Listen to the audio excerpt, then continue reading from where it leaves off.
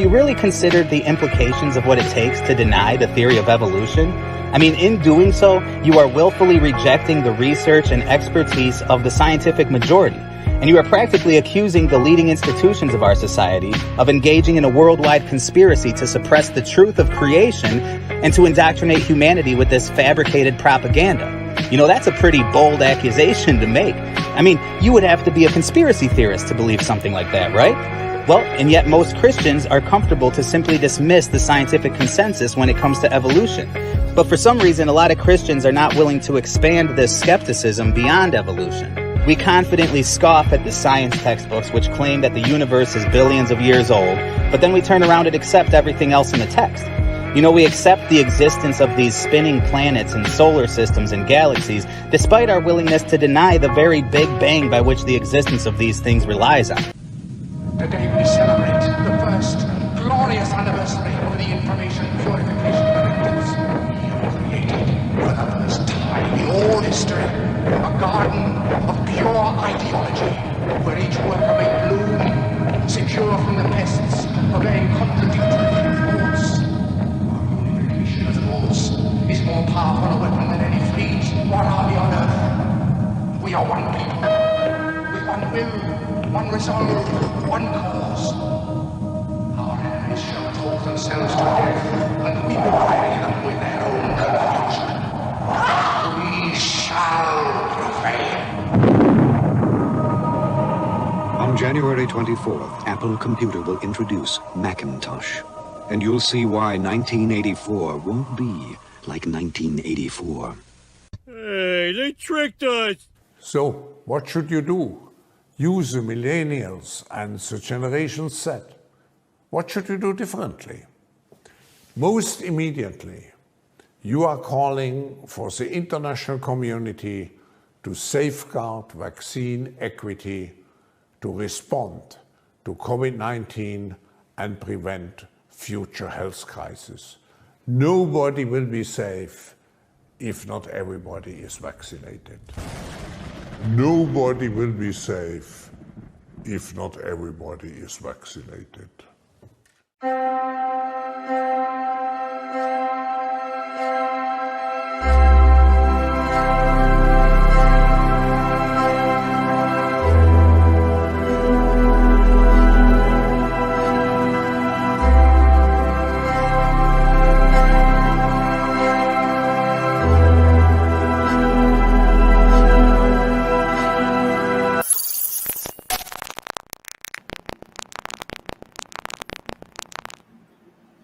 Hey, what's up, everybody?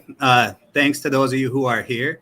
And so this is, I guess, the introduction of Fallen World Films TV.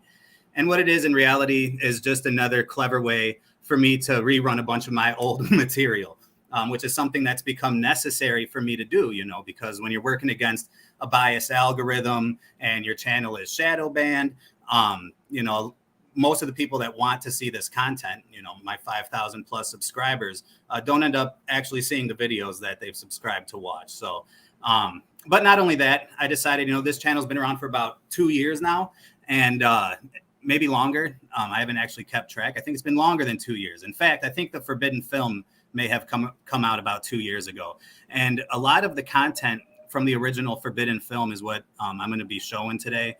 Sort of the idea for this is just to have a live stream kind of going all day long, where you can feel free to come and go as you please, check out other YouTuber stuff as they post it.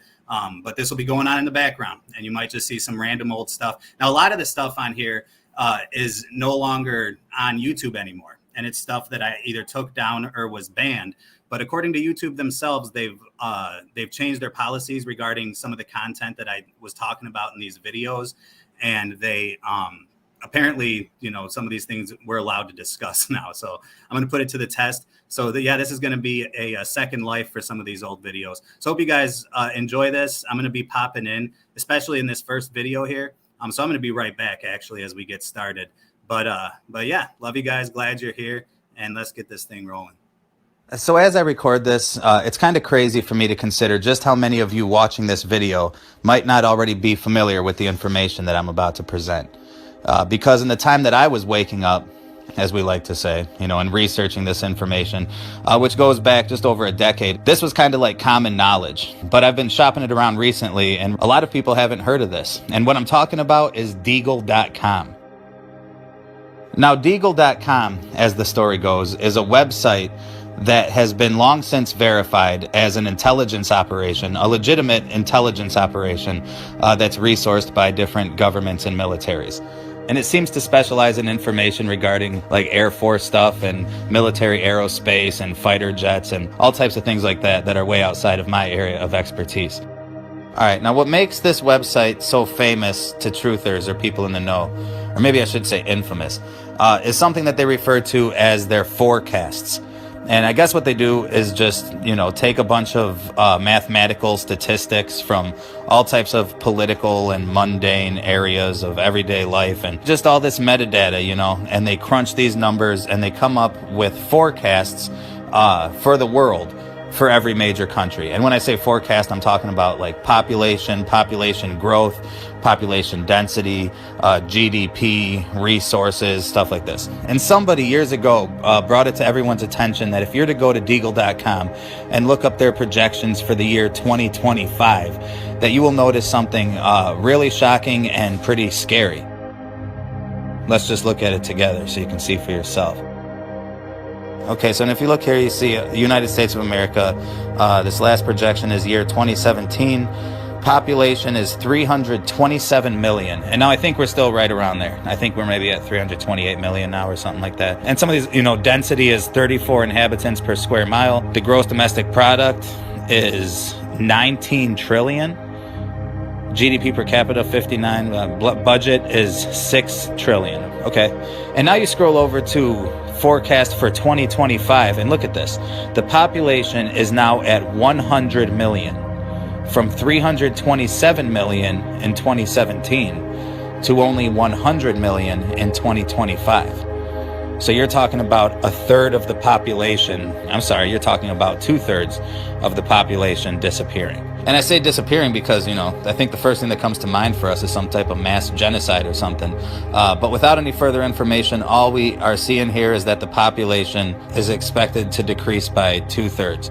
And look at some of these other numbers too. The GDP goes from 19 trillion in 2017 to only $2.4 trillion in 2025. And all these stats are really scary. I mean, the military budget goes from $637 billion to merely $32 billion. Now, again, I know for a lot of you, I'm not bringing any new information to the table with this one, but I haven't seen anybody revisit this topic for a while. And I think with everything that we're going through right now in 2020, it is pretty timely and it's pretty interesting to consider the timeline of what's happening right now with the projections of how this might play out over the next 5 years. And then you consider, we've been hearing about this deagle.com report for years now.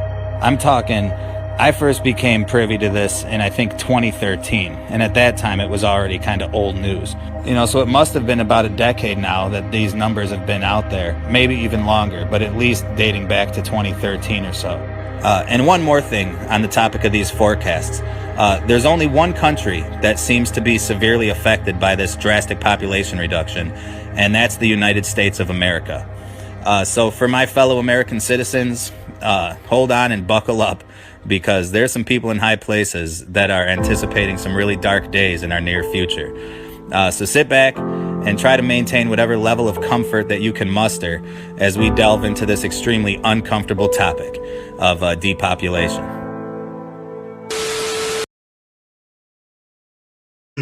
Just got to jump in here real quick because like Cornelia says, that anything from Deagle has been like banned on YouTube. Well, the thing is, deagle.com itself no longer has any of the information that you're about to see in this short documentary. Now, this is insane, okay? Like I just said, in this video you just watched, I think it was around 2012, 2013 that I first became aware of the website and of the information that's on it that you just heard about and that we're going into. So that was about 10 years ago now, right? I made this movie that you're watching right now about, like I said, I don't know, in the range of 2 years ago. At that time, I was able to go on the website and find the information that I'm covering. And this video includes screenshots, of the website from when it was there. Well, since then, it's all been scrubbed off the internet.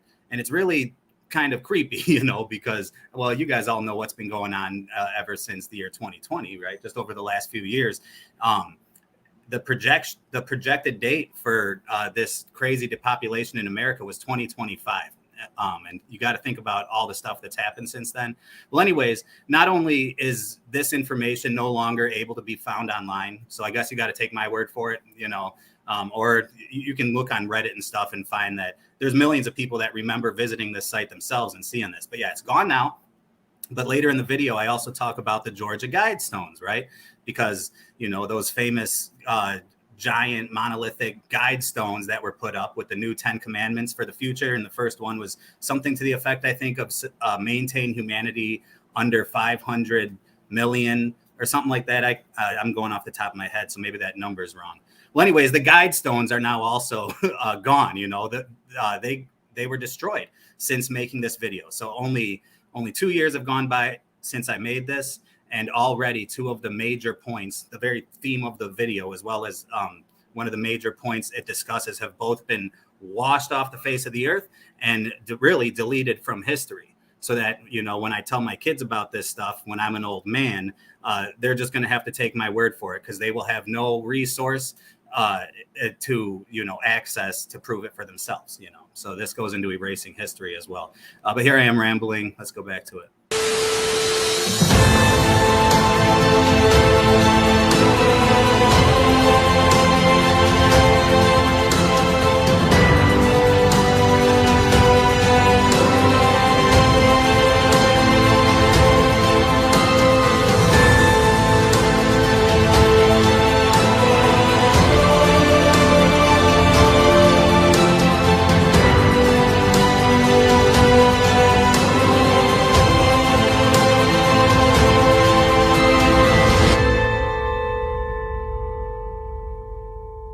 For those who take the time to do the research, when you're first waking up to the reality that modern history is defined by social programming and psychological conditioning and strategized and well-executed agendas that are motivated by occult spiritualism, more so than it is defined by happenstance or organic conflict, you will eventually and inevitably arrive at possibly the darkest of all well-documented agendas, depopulation.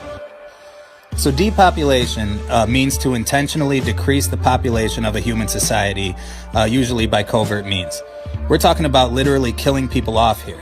And yeah, as I said before, this is an actual agenda that really exists, and it's not only an American agenda, but it's a vision that's shared by tyrannical governments and ruthless dictators throughout history. And I also said that this agenda is well documented. That might be the understatement of the year, because there's been countless books written about this.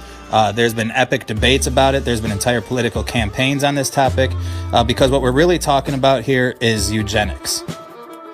Okay, so Wikipedia, and I know, it's Wikipedia, but Wikipedia says, eugenics is a set of beliefs and practices that aim to improve the quality of a human population, historically by excluding people and groups judged to be inferior, or promoting those that are judged to be superior. So who does that sound like? And now the concept of eugenics has been around as long as man's been a slave to sin. But the term itself was first coined by Sir Francis Galton in the 1880s. And this Galton guy just happens to be the cousin of none other than Charlie Darwin, who considers black people to be inferior to whites. Which, by the way, what's up with that?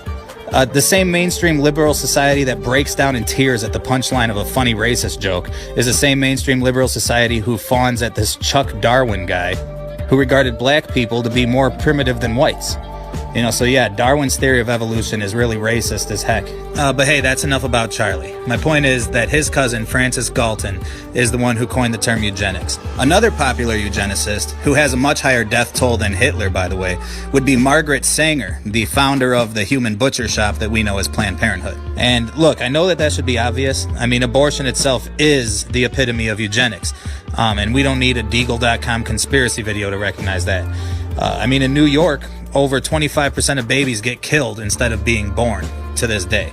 Anyways, old Margie Sanger, she was a full-blown, proud and outspoken eugenicist. And she said the most merciful thing that a large family can do for a baby is to kill it. And I'm paraphrasing here, but she also said, we can't let people know that we're trying to exterminate the black population. Look that up. And this person is the founder of Planned Parenthood. And you know who was the head of Planned Parenthood? Bill Gates Sr. Bill Gates' dad was the head of Planned Parenthood for a while. Did you know that?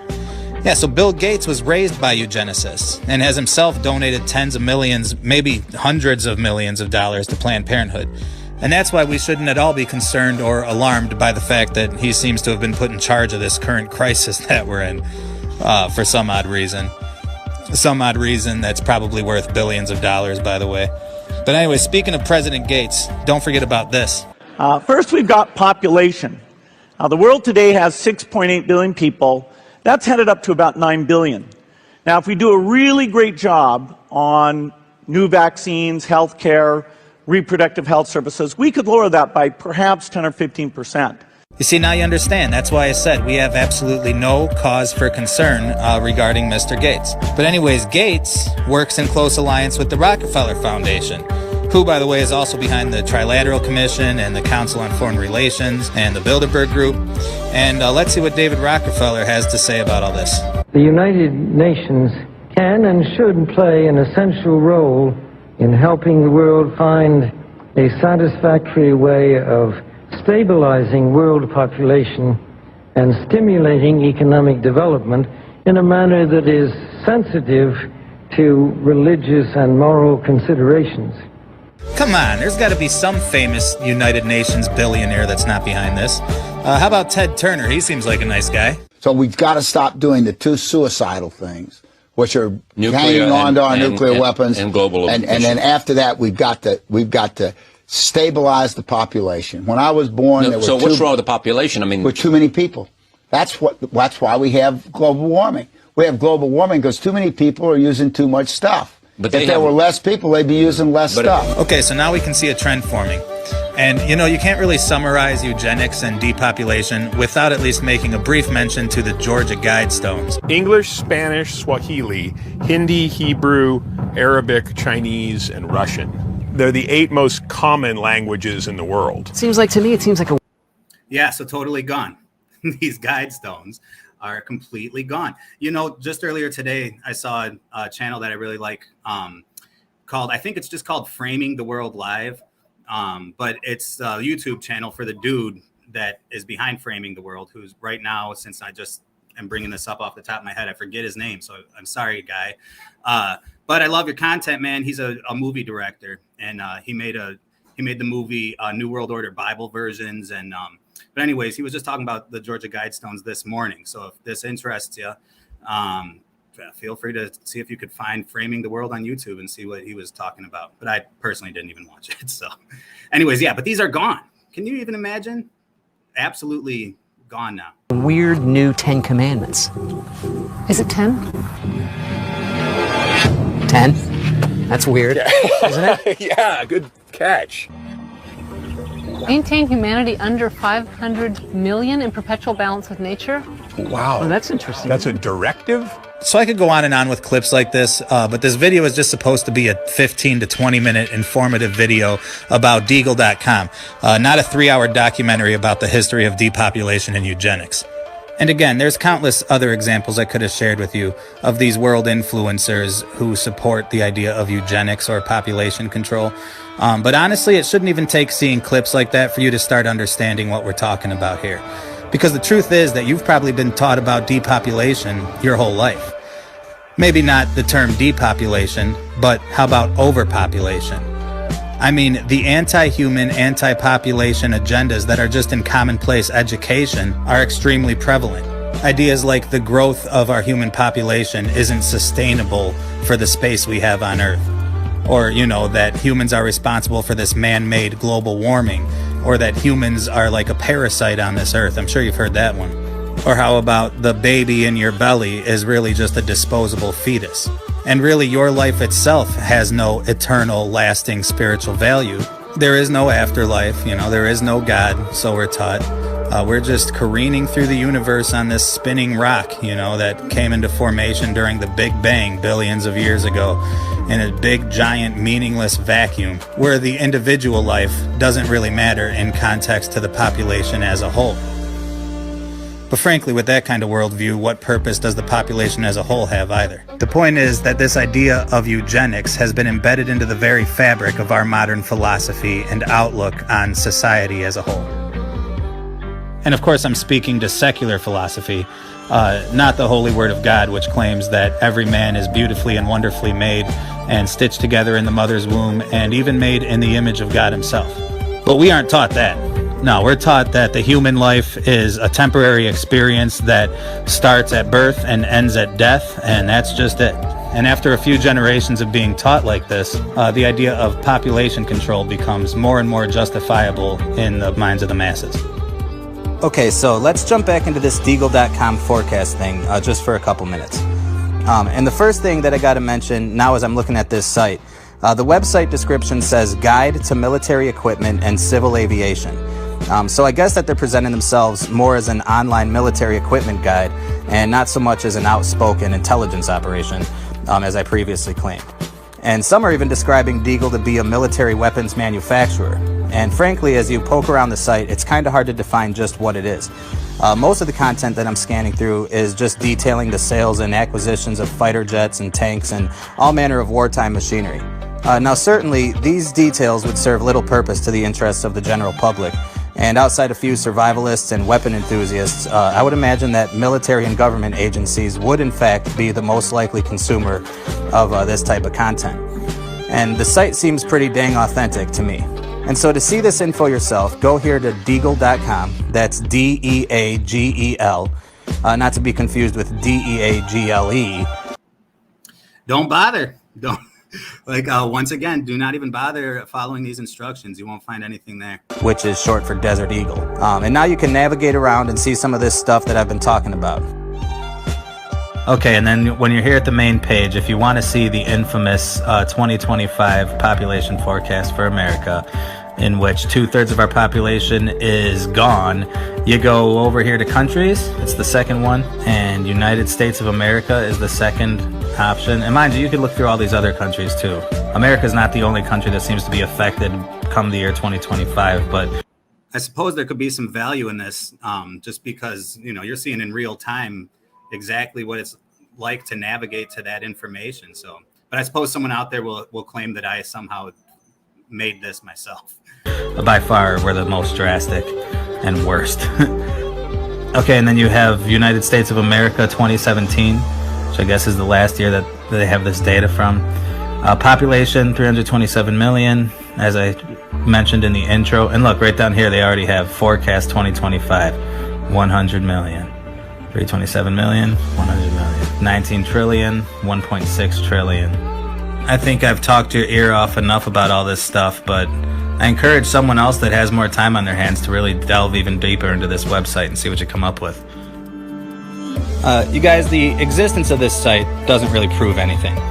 And frankly, I'm not sure just how much credibility that we should even lend to these forecasts. But as I've shown you, the site does seem pretty credible. It is legitimate. And the information here is consistent with all the agendas that I've already touched on earlier in this video. So again, research it yourself. Take it for what it is. Just keep an eye open, and I think you're going to start to see just how popular and influential this eugenics idea really is. I don't know, you guys. We're just in really strange times. So I'm not saying the world's going to end tomorrow, and I'm not trying to present this website's information as absolute proof that 2/3 of the population is about to disappear. But I guess what I am saying is, you know, read the writing on the wall, you guys. I think it's time we get our hearts right with God.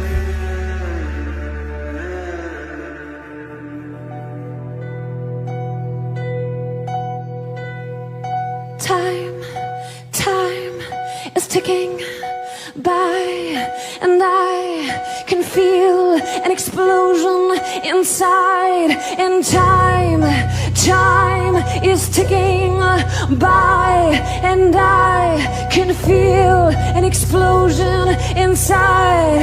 As in the days of Noah,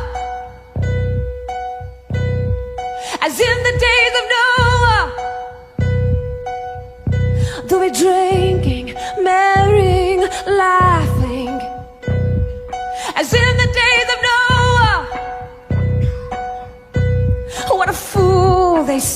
say, to build a boat on sand. What a fool, they say. It's never rained before. It's never rained before. It's never rained before. As in the days of Noah, so it will be in the coming of the Son of Man. And what a fool, they say, to fast and pray. And what a fool, they say, come on, it's been 2,000 years. Do you really think that he's coming? Come on, let's just get real. But remember this first, that many, many, many scoffers will come. And when the rain starts falling, it's too late. It's too late. And when the rain starts falling, it's too late. It's too late. As in the days of Noah, it's never rained before. It's never rained before. It's never rained before. It's never rained before. But one day, 2 days, 3 days gone by, and time is ticking by, and I can feel an explosion inside. People get ready, Jesus is coming. And many, many, many, many scoffers will rise in that day, and they'll say, it's never rained before. It's never rained before. It's never rained before. It's never rained before. It's never rained, rain, go away. Hide me from the wrath of the Lamb.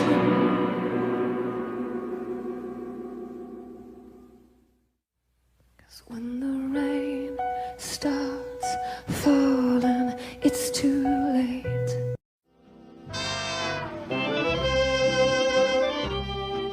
Hey guys, before we get into this video, I just got to make one quick announcement.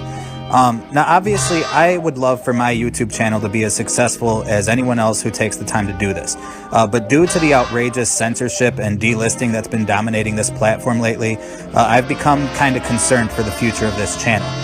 Within my first 2 months of operation here at Fallen World Films, I've already received 1 strike, followed by a week suspension, and my second documentary was only available. So there you go. This video I made only 2 months into the existence of this channel. Probably long since banned, although, I'm not sure about that. Anyways, yeah, so this really dates me, and I'm about to give more bad information. I'm no longer on brandnewtube.com, or I think I mentioned Brighteon. I don't really upload there anymore. Really just YouTube and Rumble now, and BitChute, but I'm really bad about uploading to those other channels. Although in my heart of hearts, I intend to drag you guys over to Rumble with me. That site is starting to get really credible, and I think that this channel might be able to survive over there, whereas I wake up every day wondering if I'm even still going to be on YouTube, But as you guys know, I don't hold back, so I know I'm pushing the boundaries of what I can do here. So anyways, if there is any other site I would ask for you guys to go subscribe to Fallen World Films, it would be Rumble, not these other sites that I'm about to mention in this old video, which now that I think about it has been since banned from YouTube. So enjoy it here for the first time in a long time. On YouTube for like 15 minutes before being permanently blocked. So I appreciate the opportunity that YouTube has given me, and I do try to respect their community guidelines here. But for this reason, I gotta let you guys know that my videos can also be found on bitchute.com, brighteon.com, and brandnewtube.com. Where my speech isn't censored and you don't have to sit through annoying disclaimers like this one. So I've linked those channels below. Please consider subscribing to Fallen World Films on any of these channels as well, just in case I happen to disappear from this platform one day. And with that said, I don't want to waste any more of your time, so let's get on with the show.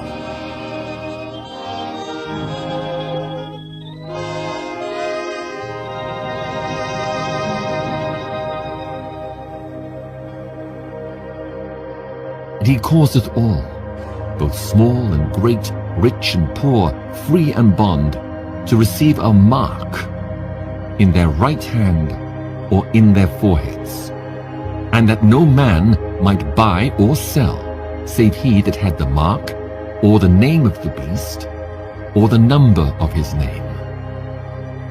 Here is wisdom. Let him that hath understanding count the number of the beast, for it is the number of a man, and his number is 666.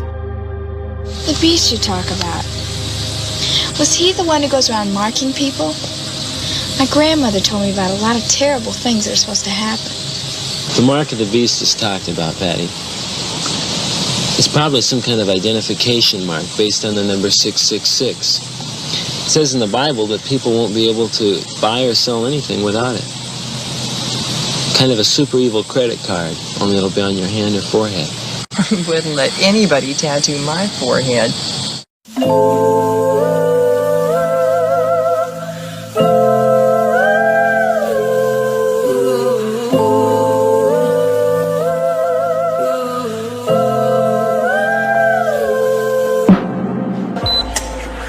When Elias Brotberger goes to work, he doesn't need ID. And he doesn't need money. In fact, much of what he needs to get through the day is hidden right there, just below the surface, in his hand. Like to touch it? Yeah. Yeah? Oh, weird. Yeah, it's Yeah. like a grain of rice. Yeah, a grain of rice. Embedded in his hand is a microchip that serves as his keys, his ID, and his wallet.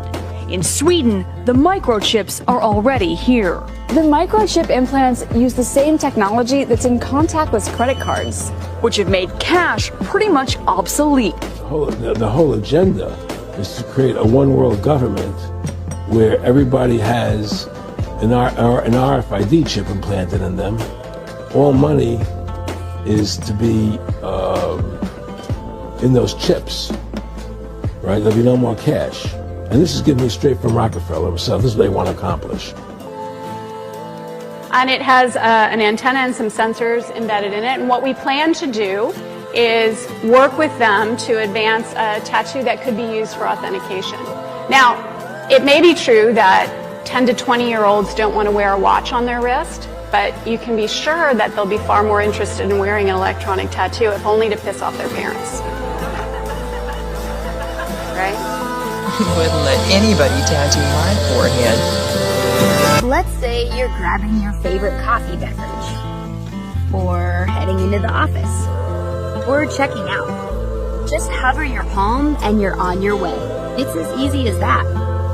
Since your palm is unique and can't be lost or misplaced, you can get things done quickly and securely. Enter, identify, and pay with Amazon One. Identify, identify, enter, and pay. Identify. Identify. Enter, and pay.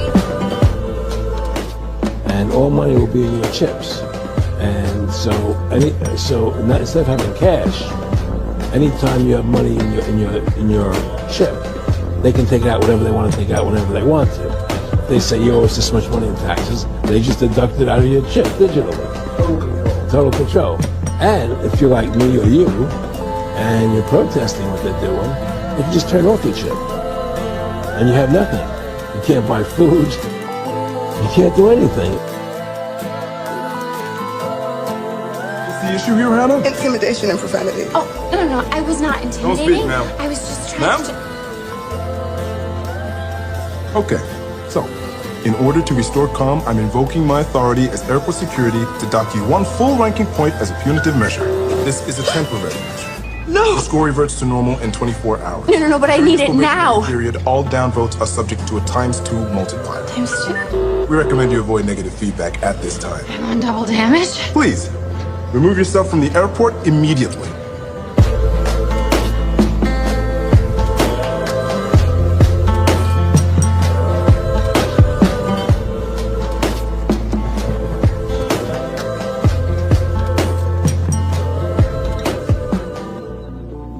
So what can you say about the year 2020? Besides that it came in like a pickup truck being operated by a drunk man smashing through the front entrance of a gas station. You know, it started off all right. The economy was looking pretty good. Things were okay at first. And yeah, sure, we were reading news headlines and articles about this growing threat of a certain virus that I'm not allowed to speak about. But for the sake of blind compliance, let's just call it the agenda virus. Or actually, let's just call it the thing. Anyways, we knew about the thing by the turn of 2020, but I don't recall ever feeling really concerned about it. I mean, it's not like we hadn't persevered through similar things in the past. You know, but things didn't start really seeming weird until the lockdown started. And I still remember sitting in my buddy's truck as we were listening to the governor of Illinois announce the enforcement of a statewide shutdown. You know, and none of this made any sense to us based on our own observation. I mean, there were no bodies in the streets. There was no gruesome flesh-eating bacteria thing. No other terrible threat that would reasonably necessitate such sweeping measures like those that were imposed in these lockdowns. You know, I mean, maybe if there was people dying and coming back as zombies, then I would expect for doors to be boarded up and playgrounds to be taped off and all that. But for this, you know, and even as these lockdowns and restrictions were being imposed, we were being fed statistics that weren't even scary. I mean, less than 1% of people were actually dying from the thing. And yet we were forced to close down our schools and our businesses and our recreational events and even our churches. And there we were, wandering through a hometown that we no longer even recognized, surrounded by neighbors that we no longer speak with or even smile at behind these masks. You know, and a lot of us were clever enough to understand that these regulations were being promoted to serve some political purpose. But yet still, there we were wearing those masks, you know, standing on the X's, and all the while acknowledging that we're losing these freedoms as we complicitly oblige, you know, and even participate in the stripping of these freedoms. But you know, all the while something was being built before the backdrop of all this chaos. Behind the scenes of the riots in the streets and the cities burning to the ground and entire communities going out of business, or literal murder hornets buzzing in front of your face. And behind the scenes of the cancel culture and the deplatforming and the censorship and the disinfo campaigns, the execution of an intricate plan is underway, and they're calling it the Great Reset. So just again, when I made this was all like what was in the headlines. You know, you remember the murder hornets and just that bombardment of all this crazy stuff that happened right at the introduction of the pandemic. I remember I was like, you're going to see me explaining the Great Reset, something that, you know, since we've heard about so many times. And it's just funny watching this back, you know, because I was on like what I thought was the cutting edge of, you know, this crazy hidden information, and it all became public really, really fast. I mean, within weeks of me putting out this video. It's just interesting looking back, you know. An agenda whose name pretty much says it all. I mean, it's no coincidence that this year has been plastered with the symbolism of the phoenix, because the phoenix needs to rise out of something, and it's ashes, you know. That's the new normal, the Great Reset. You get it? Something new comes from something that's been destroyed. But this video is not about the Great Reset, but rather just one facet of the Great Reset, which is ID 2020, and the plan to combine the global VACC-ination campaign of Gavi with the global digital identity campaign of ID 2020, and to not only inject the world's population, but to capture the identity of the world's population simultaneously. But hey, at least it's not mandatory, right? It is fair to say things won't go back to truly normal until we have a vaccine that we've gotten out to basically the entire world. And to paint this picture for you, I got to take you back to the beginning of this horrible year, before the riots, and before the hurricanes and wildfires, and before the animal die-offs, and before the business closures. And yes, even before the murder hornets, all the way back to March 13th of this year, when Bill Gates officially stepped down from his administrative role at Microsoft to dedicate more time to his so-called philanthropic work through the organization he runs with his wife, Melinda, who, by the way, happens to look a lot like Robin Williams playing the role of Mrs. Doubtfire. But anyways, their organization is called the Bill and Melinda Gates Foundation. And now, when Bill Gates says that he wants to pursue his philanthropic interests, please understand that Bill and Melinda's idea of philanthropy includes things like the promotion of GMOs and chemical-based agriculture and big pharma and shots. Of course, reproductive health care. And I think you know what that means.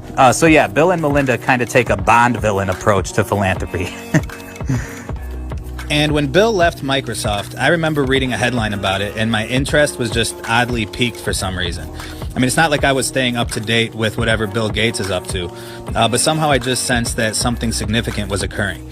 And at that time, early March of this year, America hadn't really been ravished by the thing yet.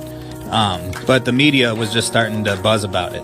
And I obviously knew that Bill was among the world's most prominent advocates for... And I made a quick and inherent connection between his retirement from Microsoft and this coming event, which hadn't even unfolded yet. And at this time, Americans were only reading about the thing in context to what was going on in other countries. But it hadn't really crossed our borders. Don't ask me how, but I just knew that when the thing finally came to America, that Bill Gates would somehow be rolled out as some type of hero and savior. So you can imagine my response when that exact thing proceeded to occur. And I was researching Gates after he stepped down from Microsoft, and I was trying to see which type of projects that he had in mind as he departed, claiming that he was going to pursue philanthropic interests of his. And it was during this light research that I discovered his involvement in something called ID 2020, which we're going to get into a little bit, as well as something else that I find even far more disturbing, which is a strange patent that was filed by Microsoft shortly before Bill's departure. And this patent is titled Cryptocurrency System Using Body Activity Data. And you will not believe the patent number on this, but I kid you not, it's WO 2020 060606. And unfortunately, I already know that this is going to have to be a two-part video series, I guess, because I got too much to talk about with ID 2020. And this patent thing definitely deserves a video of its own. So stay tuned, because hopefully next week we'll be getting into that. ID 2020 stands for Identification 2020, obviously. And it's an organization that refer to themselves as an alliance, which includes a partnership with all the exact people that you'd expect me to say right now. So we'll just summarize it and say that they're partnered with the United Nations. And the crux of this initiative is to ensure that every single citizen of the planet Earth has a digital identity that is registered and archived online, along with everyone else who is already subscribed to this new beast system, like you and me, and anyone else that's ever used the internet. And I'm sorry to, jar you with provocative language like beast system. But as we continue, I think you'll start to get it. Because there's some seriously creepy biblical connections here. This is the secular world we're talking about. And there are famously powerful people in elite positions of authority who have outspokenly endorsed the notion of not only collecting the digital identity of every living human, but also monitoring the life and behaviors of every living human. So here's the non-skeptical explanation for ID 2020. Every person who has interacted with the internet has established some level of digital identity, okay? Or digital footprint. And unbeknownst to us, these digital identifiers are being used and sold and measured by various companies and organizations. And this personal digital information is currently stored in these silos. And ID 2020 is the hero of the day, who's going to take back the power from these digital systems and return them to us, the rightful digital identity owners, I guess. And all over their website, they try to beg the point that over 1 billion humans still don't have a digital identity. And therefore, those people can't interact with this new online version of reality. And maybe they present difficulties to the modern automated systems of banking and insurance and things like that. And this apparently is such a big problem that we need to get the Rockefeller Foundation and the Gates Foundation and Microsoft and all these different megalithic elitist organizations together so that we can track down and identify every last human. Because, those lost tribes of the rainforests, they're getting lost out there in the jungle. So it'd be really good to get them some access to Google Maps, I guess. And if they ever happen to come by a computer, this way they could create a Facebook account or something. There is a concerning article on the certification page of the ID 2020 website because it details the official launch of the ID 2020 certification mark. And no, I'm not talking about the word mark. A certification mark represents a criteria of regulations and standards that a product is expected to meet. So if a product is labeled with a certification mark, that would indicate that it's compliant to all these standards. And so when you have something like ID 2020 presenting a certification mark of compliance, which they did at the World Economic Forum in Davos, by the way, well, that means that they're taking this thing really seriously. And if this was some regular business, I guess that wouldn't be an issue. I mean, I like for the products that I spend my money on to undergo some level of quality control. And when I see the certification mark on my new computer, I say, cool, this thing works. However, ID 2020 does not produce a product. ID 2020 only pursues a goal that includes identifying every human and managing this connection through some form of device. And really, this connection could be established through a variety of devices. I mean, everything from a smartphone or computer to these human embedded microchips that are in production. But portability seems to be a really important facet to this ID 2020 plan. And they're pushing to start this initiative, in these impoverished countries, a lot of which don't even have internet access. So unless the plan entails to, pass out free smartphones and build towers in these locations, perhaps the suggestion of the microchip isn't really all that far-fetched. And even though at Davos this certification mark was presented to businesses, so that ID 2020 compliant companies could begin to identify themselves as such, is it really beyond the scope of sensibility that such a mark could be stamped on compliant citizens as well in the future? And biblically speaking, I think by all means, the mark of the beast will serve the same purpose to the Antichrist that these certification marks represent, compliance. But of all this crazy stuff, I think the most disturbing aspect of ID 2020, outside of their entire existence, of course, would be their affiliation with Gavi, or AKA the V-Word Alliance, which, by the way, is yet another organization funded largely by the Gates Foundation. And for a guy who's trying to see if ID 2020 could possibly have anything to do with the future implementation of this mark of the beast, and assuming that the people behind ID 2020 didn't want for people to consider that conclusion, well, this doesn't bode well for them.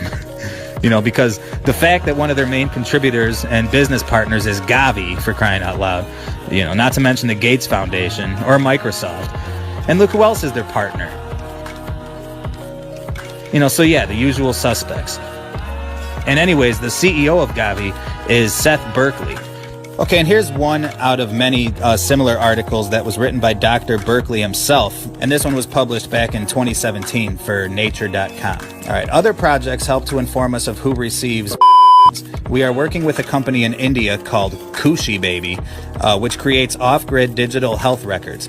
A necklace worn by infants contains a unique identification number on a short-range communication chip.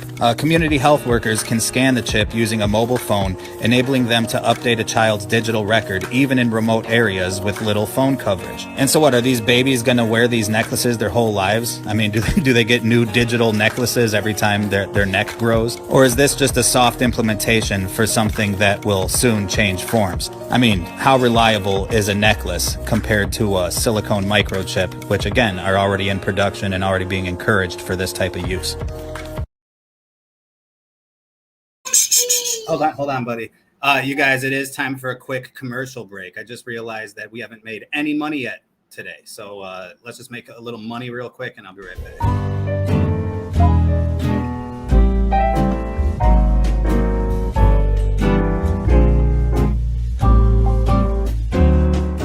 Do you ever find yourself struggling to keep up with the latest gender pronouns? Are you tired of being called out for not being woke enough? Well, have no fear. The Woketionary is here. The Woketionary is your one-stop for all the latest and greatest gender pronouns in the new world. That's right, forget everything you learned in school and embrace the new language of inclusivity. Because with the Woketionary, you'll never have to feel left out of the latest trends again. You'll be able to keep up with all the different pronouns being invented on a daily basis. So join the Woke Brigade and order your copy of the Woketionary today. Call now at 1-800-WOKEtionary. That's 1-800-WOKEtionary. The Woketionary. Because in the new world, reality is a thing of the past.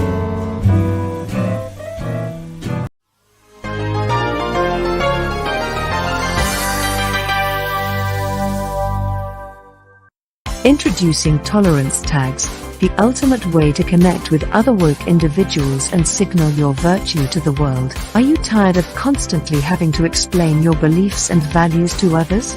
Wish there was an easier way to identify the like-minded individuals who share your passion for inclusivity and progressivism? Look no further than tolerance tags. These nifty little implantable microchips will connect you with a network of individuals who are just as woke as you are. With just a simple scan, you can instantly identify others who are part of the exclusive club of inclusivity and equality. No more awkward conversations or trying to explain the nuances of your beliefs to others. With tolerance tags, you can signal your virtue to the world and bask in the warm glow of your own righteousness. So what are you waiting for? Join the woke revolution and get your tolerance tag today, because nothing says I'm a good person quite like an implantable microchip in your body.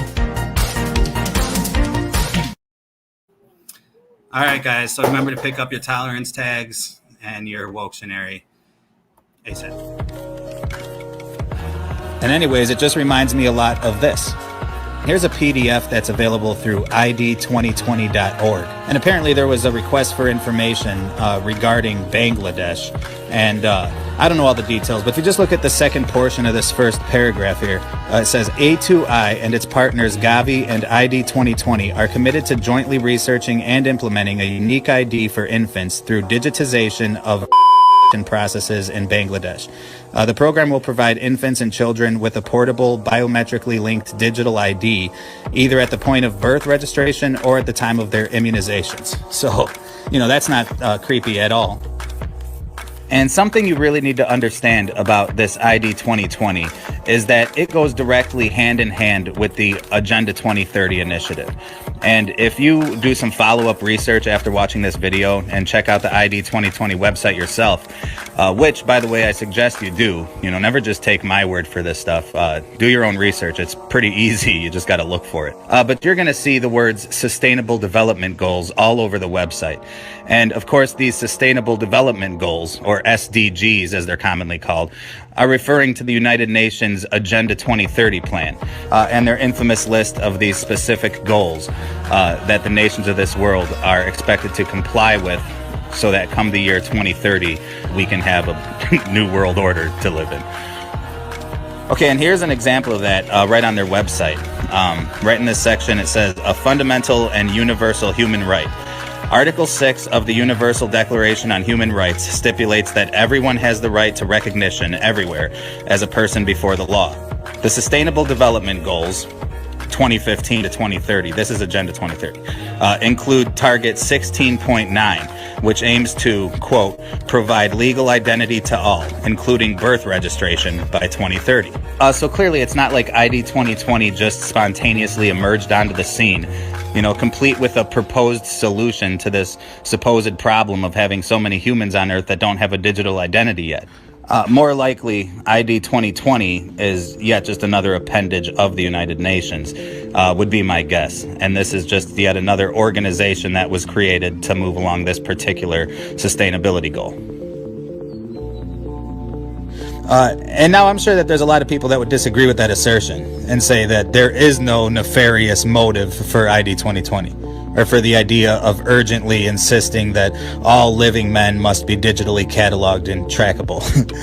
These are the same type of people who will visit the ID 2020 website, which I'll link below, by the way, and come away saying something really naive like, well, hey, they say themselves that they respect privacy, so this is, all about privacy. And there will also be skeptics on the polar opposite end of the spectrum, born-again Christians and good Bible-believing Christians who will say, there's no biblical precedent to support the idea that the mark of the beast will be used to track or, to document people. And I get all that. I really do. I mean, I've labored over the proper interpretation of these scriptures for years, and I've considered every popular conception. I mean, Seventh-day Adventists who believe that Sunday worship is the mark of the beast. But some Christians who think that the mark is merely a reference to the coins of ancient Rome that bear the likeness to Caesar and other emperors. And then they say that Nero himself, that the numerical value of his name breaks down to 666. Nero, of course, being the infamously evil emperor who killed multitudes and persecuted the early church. But anyways, I don't believe in gematria. And despite adequate research into all these various predictions, I think the Bible means what the Bible says. I think it's literal. After all, it almost always turns out to be literal when it comes to the scriptures. And anyways, most of the alternative perspectives regarding this prophecy were concocted in a generation where the notion of worldwide communications and global armies seemed impossible to theologians at that time.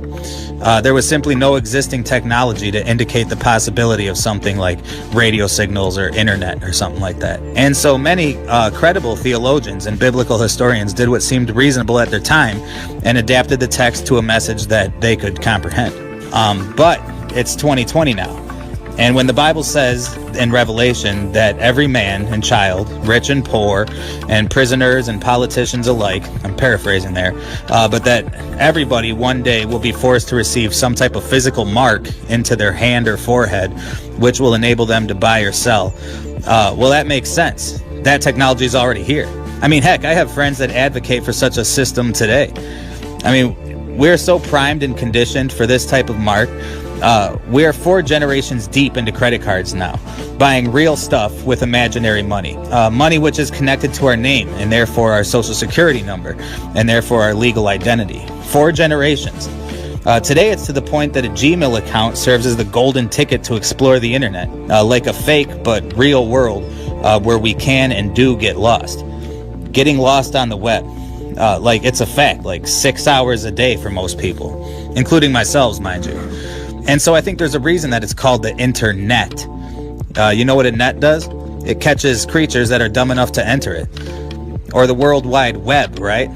Well, there's a reason that it's called the net, and there's a reason that it's called the web. And it's in this web where we establish our so-called digital identity. And let's break that down too. Digital identity.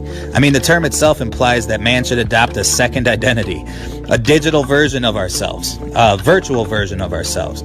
You know, it's another stab at the divine reality of man's purpose. Because I've mentioned some other perspectives on the mark of the beast a couple minutes ago, and I've acknowledged that the Bible doesn't elaborate on fine details about the mark, but the Bible does describe exactly how the mark will be utilized, and it certainly describes the spirit from which the mark originates, and that's the spirit of the Antichrist. You know, that's the spirit of Antichrist. And as far as how it's going to be utilized, you know, the very first thing it says is that it's going to make it so that you cannot buy or sell unless you have it. I mean, consider our adversary, Lucifer. Well, he hated God with jealousy because he himself desired to be God, and he rebelled against God, and so he was cast down from heaven, you know, with a third of the angels. And understand that Satan hates mankind as well, because we were made in God's image and because God loves us. So Lucifer hates God and he hates man, and he intends to spoil as many souls as he can manage to influence, perhaps to further antagonize God, who desires that all men would seek him. And so Lucifer sets out to deceive man. And what tool does he use to tempt man into sin? Well, the promise of God-like knowledge, the promise that man could be like God. And so man takes the bait. And not just because man was tricked, but because that trick exposed the true desire of man's heart, which was to be like God, just as was the case with Lucifer. And as a result, man fell into a fallen state of sin, subjected to the toils of this fallen world, or a world absent from the presence of God. And man has continued in this tradition ever since. I mean, mankind has continued this fraudulent pursuit of becoming our own gods. And look what's happened. I mean, corporations like Monsanto have run the bulk of organic farmers out of business while replacing our food stock with genetically modified versions of vegetables and fruits that originate from a science lab rather than a farm. And at best, man can only replicate God's creation, and pretty poorly at that. I mean, of course, you got the cloning now, you know, so even living creatures are being created in laboratories these days. Heck, even human beings are being cloned. And what about designer babies or gene editing like CRISPR-Cas9? You know, and the list goes on. So man has continued to pursue the very same lie that was used to lead us into this dump in the first place. And now science is promising immortality. And all you got to do is download your consciousness into a robot body and you're good to go. I mean, I prefer the biblical model of eternal life, but hey, that's just me. But that brings us to the topic of this video, because now man has created a new simulated version of life itself, you know, and it's this digital world, this online digital world, you know, a place where if you want to visit, all you got to do is log in, and you can exist behind the guise of an avatar or a username. And in the dawn of augmented reality, which was sufficiently tested out, by the way, through that stupid Pokemon Go game, people are eager now for these new virtual reality technologies. You know, and the more immersive, the better. And now we've come full circle, back to digital identity, you know, because the push of ID 2020 is to acquire a digital/online/virtual or artificial identity from every single breathing human on Earth to be added to the database. Now that idea is concerning enough, but what I find even more disturbing is in the consideration of how this type of plan would be executed. Because how do you go about implementing a plan that involves tagging every person on Earth? And how do you connect the Internet of Things to people without internet access? Well, to find out, you're going to have to join me next time as I conclude my research into these new technologies which seek to transition mankind into a new age. So make sure to subscribe so you don't miss part 2. Signing off, this is Tim for Fallen World Films.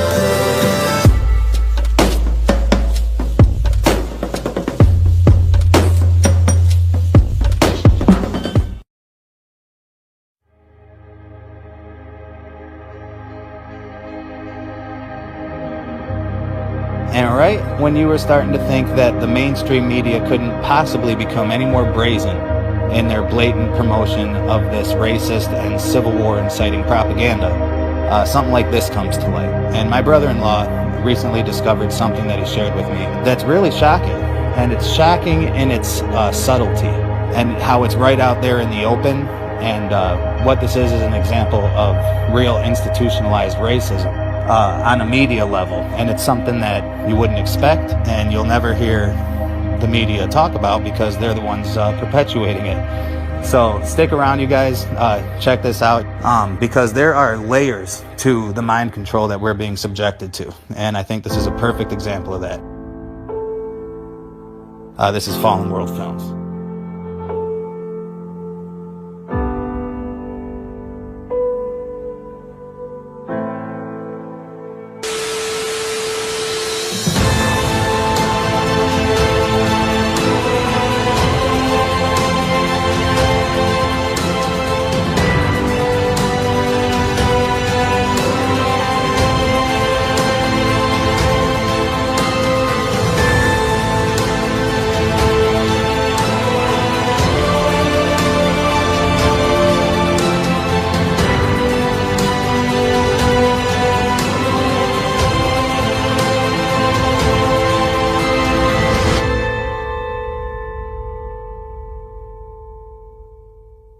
And so anyways, my brother-in-law, who happens to be one of my best friends, but we get to talking about the stuff we usually talk about, you know, this emerging new world order here in 2020, the ever-present apocalypse all around us.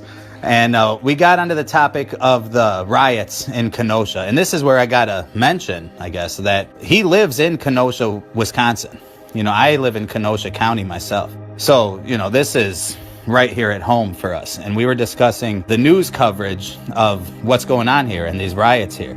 And I brought up to him how, you know, I'd been reading different articles and seeing news clips from different international mainstream media outlets that are depicting Kenosha to be a place of extreme racial tension. And I'm hearing interviews from Kenosha residents that are describing Kenosha as a place where there's just constant violence and black versus white, this and that.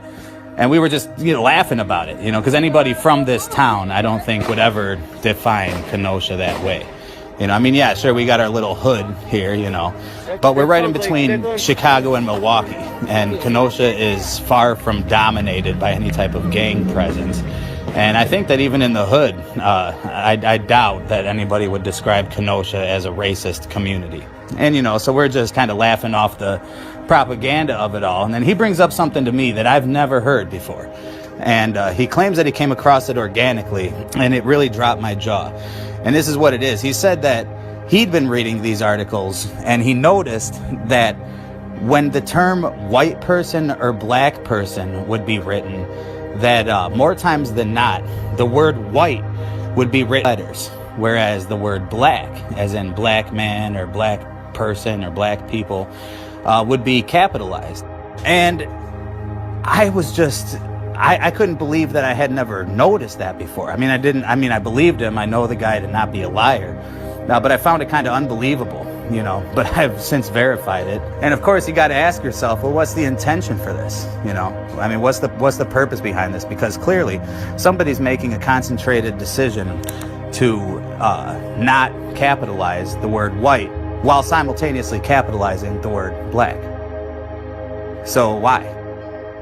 Is it to render white as inferior in the mind of the reader at a subconscious level? Is that what it is?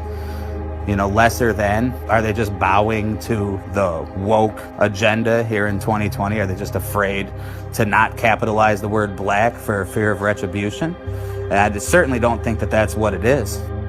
I think that what's really going on here is mind control. And the way mind control really works, you got your obvious, you know, sometimes obnoxiously obvious attempts at mind control, that whether it's your, you know, Illuminati pop stars or your false flag terror. And these things clearly do really occur, and they happen all the time. But I think historically speaking, what really sticks in the minds of the masses is repetitive, suggestive messaging.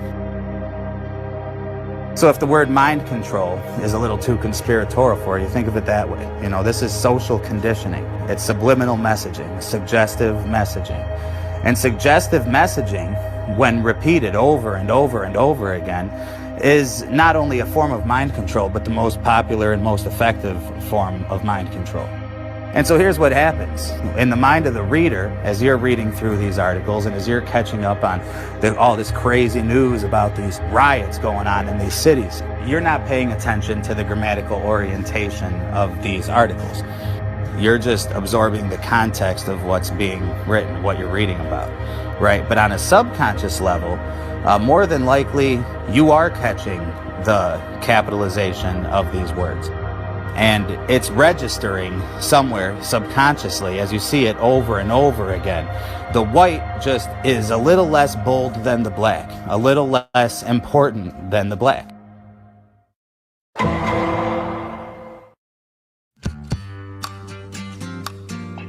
Okay, so I can't think of any better way to prove and demonstrate to you guys that this is real than to just screen share my computer with you.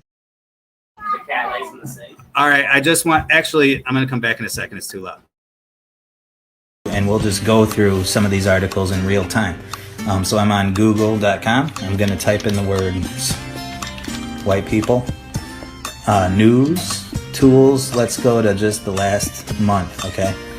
All right, so the very first one on the list, examining white fragility and why some disagree with the claim that all white people are racist. If you don't know about this book and the viral nature of it, that's a different story for a different day. If you are white, you are still racist. Whatever the context of this is, I don't know, but there it is, lowercase. If you are white, you are still racist. And she claims that the more you believe you are learned into the black cause, and the more you think you get it, the worse you are. So, of course, black is capitalized. Define a white progressive. Again, just notice. Lowercase, white progressive. Lowercase, white person. Now this is capital, but that's because it's the first word of the sentence, so that's just grammatical. Now look at this. The book diminishes black people, black now capitalized, right? Counters John McWhorter, a Columbia professor writing in The Atlantic, who is black, capitalized. So even just saying the color of his skin is capitalized. In her writing, D'Angelo criticized white people. So there you go. White people lower, black people capital. Black people, white people. All right, let's just go on because there's so many of these. Let's see. Black protest leaders to white allies. It's our turn to lead our own fight. So this is from September 22nd, just a couple days ago. On a street in Rochester, New York earlier this month, police and demonstrators clashed violently, with marchers shouting and coughing as officers in riot gear fired pepper balls at the crowd. Pepper balls. As tear gas fogged the intersection, a black protest leader urged white demonstrators forward. Here we go. A black, capitalized, protest leader urged white, lowercase, demonstrators forward. And this is what he says. If you're a white person, lower. If you're a white person, you're getting to the perimeter. You're putting your body on the effing line right now. All right, so I apologize for popping in earlier, and I still got to go because all the kids are up now, and there's a lot of noise going on. And Amber's not here because she's actually going to a visitation for a friend of hers passed away. And so that's why I just popped in here real quick, and everything got loud because she's about to leave, and her brother, she's going with her brother. Keep Amber in your prayers and the family of this guy that died. But and I'm sharing all this with you guys just because it's been killing me that I can't pop in here and tell you guys, because I'm commenting about, living near Kenosha, Wisconsin. And again, I'm having that same weird feeling inside of remembering, watching this old video back after not seeing it in a long time and thinking about the Kenosha riots and the way that Kenosha, was depicted in the world media. With these high racial tensions and all this stuff that's not even true. And then I got my buddy from the Machine Radio show over here talking about he also lives nearby and all this stuff's going on. But yeah, that was a crazy time in recent history, you guys. And I just wanted to do a quick shout out to my friend, Kristan T. Harris, who is an independent journalist, who a lot of the best footage to come from that Kenosha riot situation came from my buddy Kristan. And he has since his little media operation has really been blowing up, and he's hosting shows on InfoWars these days. And he was one of I think he was the only media reporter that was present at the Ghislaine Maxwell trial. And just a really good guy that, like me, is completely snubbed from all the mainstream media. And so he's always had to work really hard to get his voice heard, but he's always put out consistently really good information. So check out Kristan T. Harris, or The Rundown Live is the name of his show. I don't have it linked or anything like that, but just watching this made me think of it. And anyways, anybody that lives around me, yeah, maybe one day we would meet up. That'd be awesome. All right, back to this stuff. He shouted to a group of protesters wearing goggles, filter masks, and bicycle helmets. So this is what she's yelling to the white people. Put your body on the effing perimeter line right now. They responded, hustling forward, moving in line with homemade shields. This dynamic playing out on the streets across the U.S. protests are massive and diverse, with more Americans embracing Black Lives Matter movement. But in many cities, the leadership is overwhelmingly black. Capitals. It's our turn to lead our own fight, to frame our own conversation, said Benjamin O'Keefe. Hey, that's my last name right there, O'Keefe. See, so this dude's probably my relative. So how could I be racist, inherently racist, when I'm related to the dude who is a black political organizer in Brooklyn, where protests have continued since late May after George Floyd, a black man, capital, was killed, let me guess, by lowercase police officers? Well, we already saw it here. Let's keep going on, because you guys got to see just how much of this there is. I mean, let's see here. White codes, black scientists. Minorities much more likely than white people to test positive for COVID. So here's something that doesn't even seem to relate to the riots. Okay, shouldn't be any political or racial propaganda here. People of color are significantly more likely than white people. Okay, so there we go. They've set the precedent that they are not going to be capitalizing the color of people's skin right here, because right in the first sentence it says white people lowercase, so that's what I should expect throughout the remainder of this article. White people to test positive for COVID-19 and are at higher risk of hospitalization and death when they are diagnosed, according to a new study that lays bare the racial disparities amongst millions of coronavirus patients across America, blah, blah, blah. Because you just know what's coming. All right, hospitalization and death rates were dramatically higher for people of color with coronavirus. Among Hispanic patients, hospitalizations were more than 4 times higher than for white people, lowercase. While among black patients, capital, it was more than triple the rate. Now, mind you, this is just, this is all just coming off the first page of results when you type white people into Google and refine your search to the last month. So there you go. And death rates were more than double among black capital and patients than what they were for white lowercase patients. So there they are, using two colors to define patients. So the same thing, but one is capitalized, one is lowercase. And I assume that this is just going to go on and on. Again, there you go again, black capitalized patients. And I'm sure that, Asian patients capitalized. I suppose you can say Asian isn't a color. But there you go, white patients, again, not capitalized. So there's something different between white and black in terms of respectfully capitalizing the title of somebody. Go on to the next one.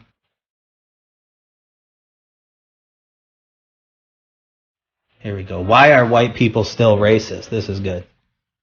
This is good. I mean, I'm getting personally bored with this whole video just because of the, jazz music in the background, which I love, But I feel like at this point I've seen enough examples to prove that they do this, as crazy as it is. But I think it's almost over, so I'll just keep it going. How could it not be? With a title like that, why are white people still racist? And only white people, mind you.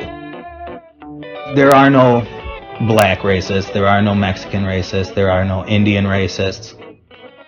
But white people, there are no non-racists. White people will need to do more than just be allies. They need to become actively anti-racist.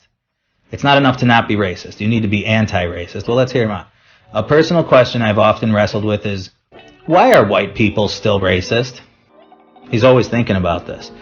For some, and again, yeah, white people not capitalized. So I'm sure we're gonna see black somewhere in here. For some, this may sound like a rhetorical flourish over an overgeneralization, and I know, or it won't endear me to those white people bent on skirting their whiteness. I would have to skirt the color of my skin. For my people, however, so I guess he's talking about black people, it is an existential question. Here we go. Conversely, almost every white person, lowercase, right, regardless of whether or not they grew up poor or rich, have black friends. Upper capitalization, uppercase. So continues the trend. So this was on the first page. I've clicked 3 articles. Let's go on. How white people gentrified Black Lives Matter. It's a problem. By Aaron Logan. This is September 4th, so again, just a couple weeks ago. Black Lives Matter was once shunned by the white establishment, but now it's cheek, and that's a problem. This jolt of white, okay, not capitalized. Solidarity is not imaginary. Come on, just give me, here we go. White people have been involved in black, capitalized. Now, of course, you're going to say white's capitalized here. First letter of the sentence, so it makes sense. Some white protesters, not capitalized. Okay. Solidarity with black protesters. There you go. Some white supporters, not capitalized. Black protesters, capitalized. So let's just do a couple more, just so that there's no doubt that this really is happening. And it seems like the majority of these articles are doing this. I mean, pretty much everyone I'm clicking on, I could just, go down the line, are doing this.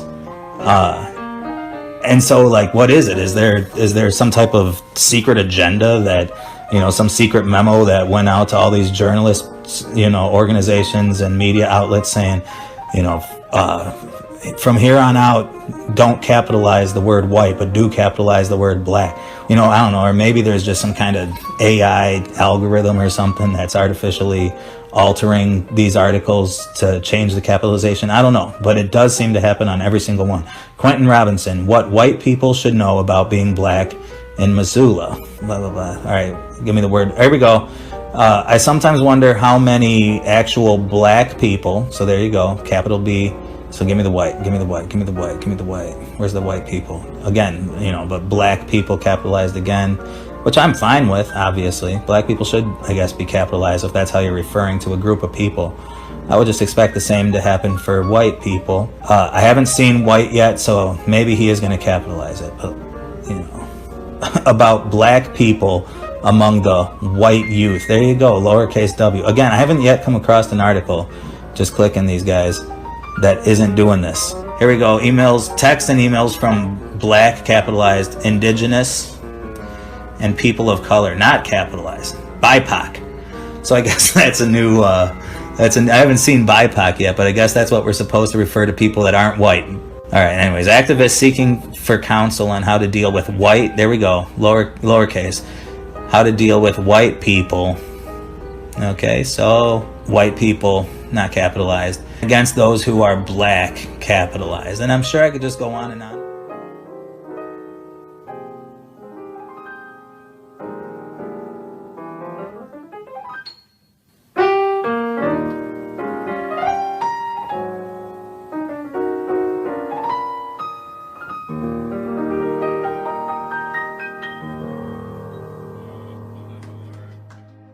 Okay, so that was a lot of material to go over. I'm sorry to bore you with all those articles, but I just really wanted to prove the point that this is happening, and it's happening at a majority rate. I mean, it seems like the majority of press coverage these days of anything related to race or not is not capitalizing the word white, and I thought that was significant, and I wanted to share it with you guys.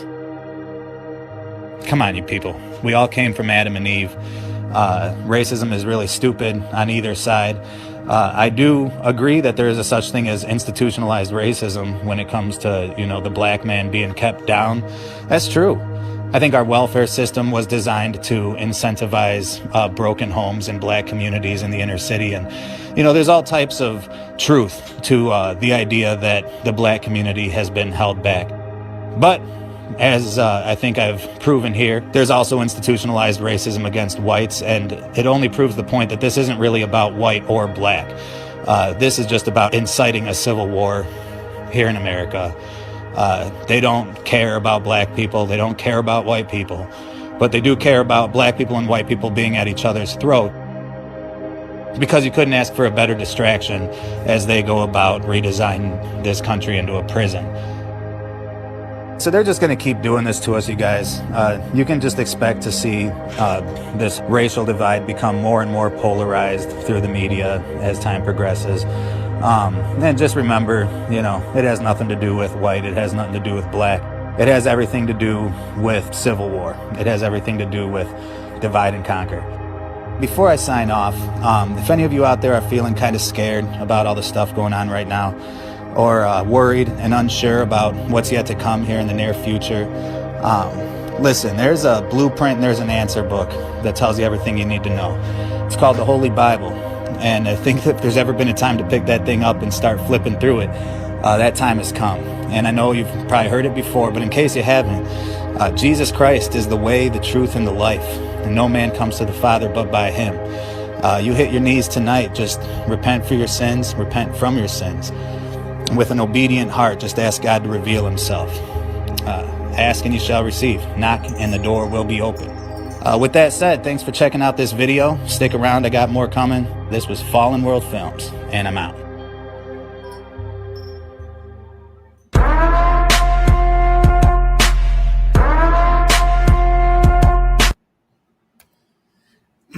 That was actually my first video I ever put on this channel. On the official Fallen World Films channel. So yeah, there you go. Let's see what what's up. Or scared of losing their job. Okay. Recently streamed this one, but please, if any of you guys happen to watch this, Are running wild in the street because nobody anywhere seems to know what to do. if any of you guys watched the recent transmission interrupted thing that I put out, it included this little 20-minute video. So it's about 20 minutes. You can feel free to come back, but if you haven't seen it, you're gonna like it. So check it out. As if that's the way it's supposed to be. We know things are bad, worse than bad. They're crazy. It's like everything everywhere is going crazy, so we don't go out anymore. We sit in the house, and slowly the world we're living in is getting smaller, and all we say is, please, at least leave us alone in our living rooms. Let me have my toaster and my TV and my steel belted radios, and I won't say anything. Just leave us alone. Well, I'm not going to leave you alone. I want you to get mad.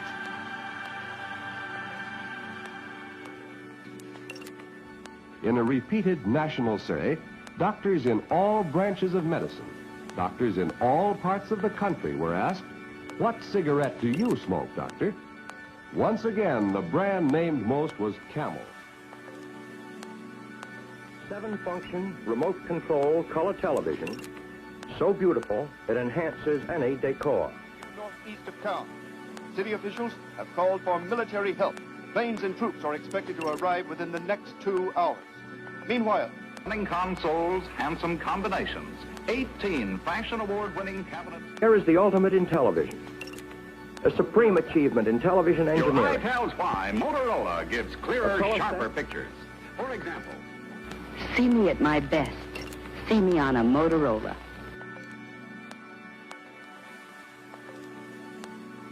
We hit him up in the cell window. Wait a minute. What are you talking about? We bugged Mr. Blake's cell. You what? We bugged the cell with Arnold's tape recorder. Just listen to this, Paul. I can't listen to that. But Paul. Opie, I can't listen to that. I'm not permitted.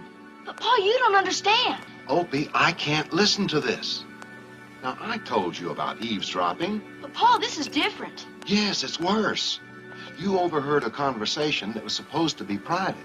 Now, I can't be a party to that. But Paul, if you just listen to this. Opie, I can't listen. Paul, you're erasing the tape. That's what I mean to do.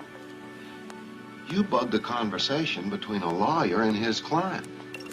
Now, that's violating one of the most sacred rights of privacy. But Paul. No buts. But if it helps the law. Opie, the law can't use this kind of help. Because whether a man is guilty or innocent, we have to find that out by due process of law. What? What now? Now it's on television now, me? What now? It's you. Well, I haven't got a coat or a wait a second, don't move nothing. Wait, I'll get a coat. Don't run. What now? I'm on, yeah? Hello, well, oh, gee. The Jerry Lewis Show. 29th of July. Joshua, yeah. Love you, sexy.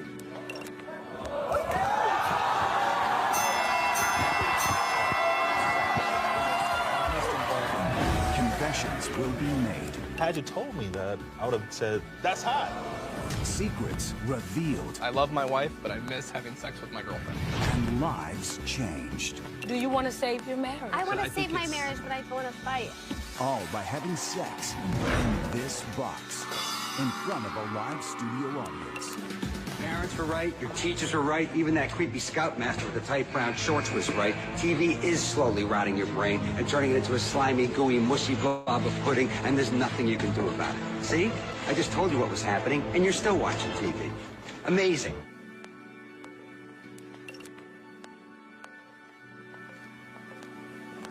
And one of the biggest tools in the hands of the masters who run this world is Hollywood. Hollywood is an incredible story. And the Druids were they were the ministers, the priests, the judges, the lawyers, they were the religious leaders, so there was a priesthood that dominated Europe. It still does. Europe is still a Druidic country, and America is a Druidic country. All right, guys, I'm still here, if you're still here. I lost my internet connection. Can you guys hear me right now? Is this actually working, or I don't know if I'm still on the stream. I'm sorry, you guys. I'm going to have to edit that out when this is all said and done. Well, just give me a quick second here. Let me pull this up. Let me do this thingy. Pull that right there. So as I record this, it's kind of crazy. All right, I'm going to find where we left off here, or somewhere thereabouts. We watched that. We were somewhere in here. Did we get to Andy Griffith? You know what? I'm gonna go. I'm really sorry, you guys. Let's just. We weren't around here, but I got. You know what they say? I used to be a musician, and the show must go on. And this is just something that we're gonna have to live through, you guys. So I'm just gonna pop it right back on, and we're gonna get right back to business. And I'm sorry. Not taking place for this type of entertainment or any type of entertainment at all? if people understand that a game is a game, if people understand that nobody, no matter what they do, is worth paying $2 or $3 million a year for. People should be able to get rich if they want to, by the sweat of their individual labor. Okay? By doing something for the world. Not by taking people's minds away from the emperor. It's a game. Football's a game. Football's a game. Now, when you watch some of the most popular television shows, do you feel like you're being brainwashed to conform to a liberal agenda? It's an argument that we hear from conservatives regarding Hollywood and even the news all the time, but there's a liberal bias. Now, there's a book that tells the story of, quote, how television has been used over the past 60 years by Hollywood writers, producers, actors, and executives to promote their liberal ideals, to push the envelope on social and political issues, and to shape America.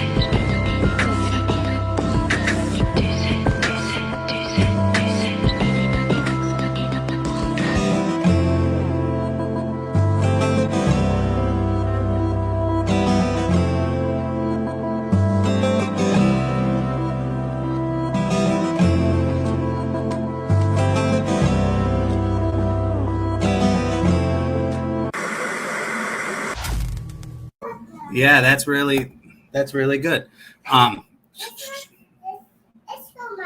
That's the baby panda's mom. Okay, well, they're very, very cute, sweetie. All right, you guys, sorry for that technical difficulty, but I'm thrilled that so many people are still here. So I'm just going to keep it rolling. Maybe I'll edit that out. But yeah, sorry for the inconvenience, you guys. I'm an amateur when it comes to all of this stuff. So always keep that in mind when you're watching this channel. But all right, let's get back into it. The question has come up a number of times about why Grace Church does not just comply with the orders that have been laid down for churches. And I thought it might be helpful to give you the list of things that are required of us as a church so that you understand how utterly impossible that would be. Here are the basic orders. No indoor meetings at all.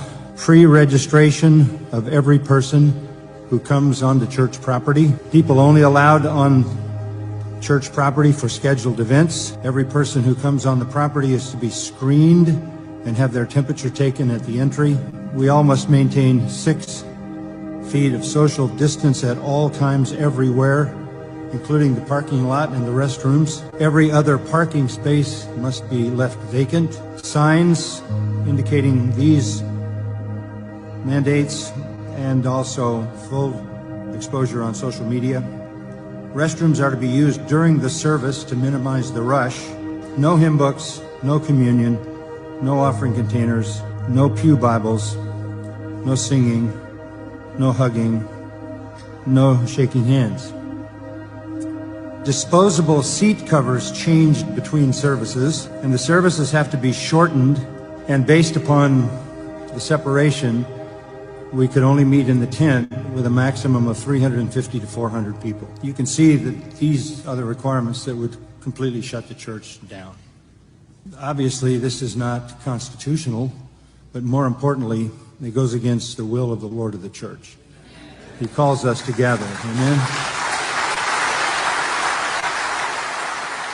What's your plan for tomorrow? Are you a leader or will you follow? Are you a fighter or will you cower? It's our time, take back the power. What's your plan for tomorrow? Are you a leader or will you follow? Are you a fighter or will you cower? It's our time, take back the power.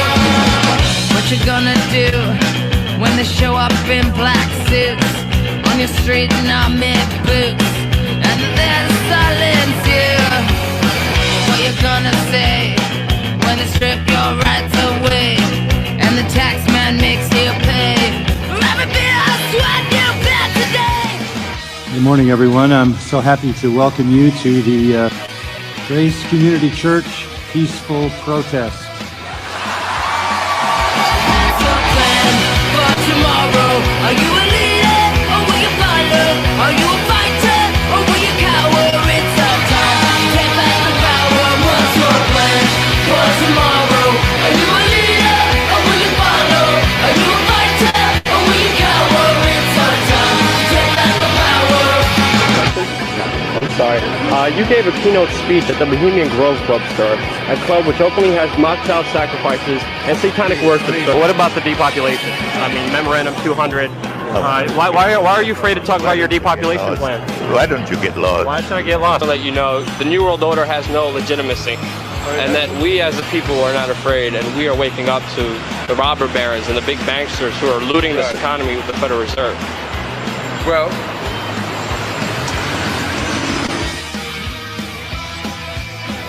investigate 9/11. 9/11 was perpetrated by people within our own government.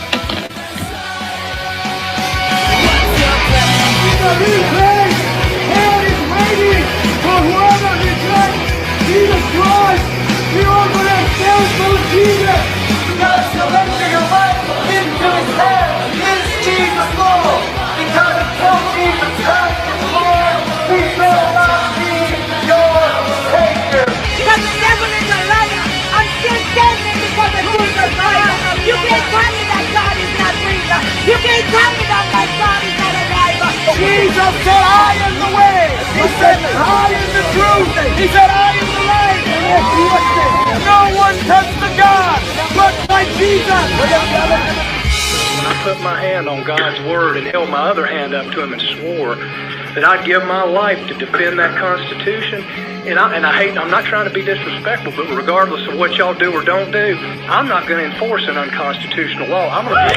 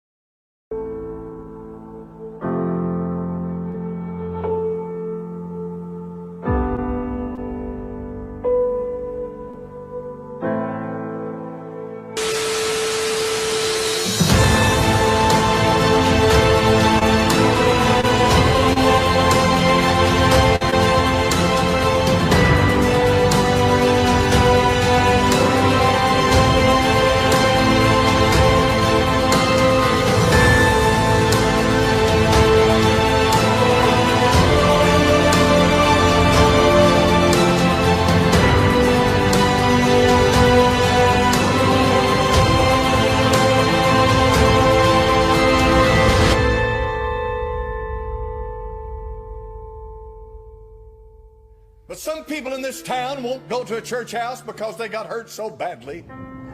They got used up and then thrown out with a wash. There are people in this town that were stabbed in the back, throat cut, everything you can imagine in organized religion. And you can't get them in a church house. There are people in this town who no doubt have been hurt so badly that they just simply want to quit. And some of them do quit. Some of them put a gun to their head, and some of them overdose on drugs. They do whatever they can. They can't live it. They can't live anymore in this world. Let me say something to you if you haven't learned it yet. This world can get very cruel. Yes, it can. It can get very cruel. But I'm going to tell you something this morning, and I hope you just think about it, and I hope you put it deep down inside your soul. There is one that'll never use you. There is one that'll love you regardless of who you are or what you are. There is one that'll never forsake you. There is one that'll stick closer than a brother with you. There is one that'll stand by your side through the good times and the bad times. There is one that is none like him, and that's our Lord Jesus Christ. He will always be there. He will nourish what little bit of faith you've got. He will bind you up and carry you as the shepherd does a lamb. He will carry you further than you ever thought that he would carry you. He'll stick with you longer than you ever thought anybody would ever stick with you. He'll put up with more from you than you ever thought anybody could put up with. You will make promises to God that you break. You'll make another promise and you'll break it, and he'll still be there. Because he said, I'll never leave thee, and I'll never forsake thee. And you'll begin to learn something about him. You'll find out that when he says something, he means it. You'll find out that your relationship with God is built upon his character. He'll always, always, always be the same yesterday, today, and forever. The Christian that's lived any time in this world begins to understand things about God that blows their mind. They literally cannot conceive how God could have been so good to them when they know that they did not deserve it. Everybody raise your hand. You know that's the truth. If anybody ever told you the truth, I just told you the truth. The heavens are declaring the glory of God, and the firmament is showing his handiwork. When I look into the heavens, I say to myself, imagine looking down from where that astronaut was, down to this earth. How big a spot would I make if I were up there where he is, and I was looking down upon this earth? It would be so small that you couldn't see it with a telescope. I am such a small, insignificant nothing compared to the glory of the one who made all of this. And it helps me when I get in my closet and I shut the door and I get on my knees and I turn the light out. It helps me when I pray to think about the fact that God up there looking down to where I am such a small, insignificant thing on this earth, and yet he loves me. He loves me. He hears me. He answers me. He comes to me. He saved me. He raises me from oblivion and sets me in his right hand and calls me a son of God. He has saved me and given me life eternal. When I think about the fact that in the scheme of things in the heavens and the size of the stars and the size of the universe, I am as insignificant as you could possibly be. But when it comes to the love of God, he loved me with a love, my dear friend, when I was unlovable, and he saved me and wrote my name in the Lamb's Book of Life. Hallelujah to God. Amen. So the heavens declare the glory of God, and the firmament showeth his handiwork. And the fact, my dear friend, that you can look back right now and you can see the hand of God tells us there is a God. Because before anything existed, he has always been.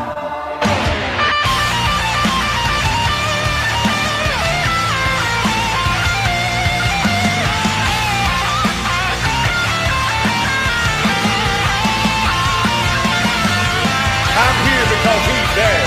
I live because he's alive. I have a reason for living, not because the government tells me, or not because the so-called church tells me, not because somebody accepts or rejects me.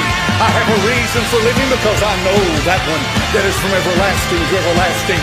From everlasting to everlasting he is, has been, always will be. Has no origin, has no beginning, he'll have no end. I am that I am, he says, and I am today because he is. And I glorify his holy name because my name is in the Lamb's Book of Life. I don't need the government. I don't need you. I don't need anybody to tell me what I am or to give me my worth. I don't need that from a man. I know whom I have believed, and I'm persuaded he's able to keep that which I've committed to him against that day. I know where I came from and what I used to be, and I know that my sins are gone. I know that in me there is something that is more powerful than the flesh that contains it. Hallelujah to his holy name.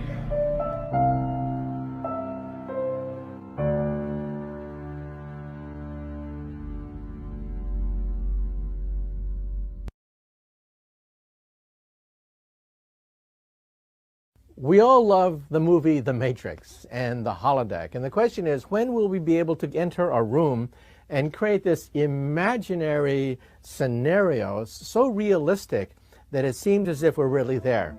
It turns out that we scientists are making progress in that direction even as we speak.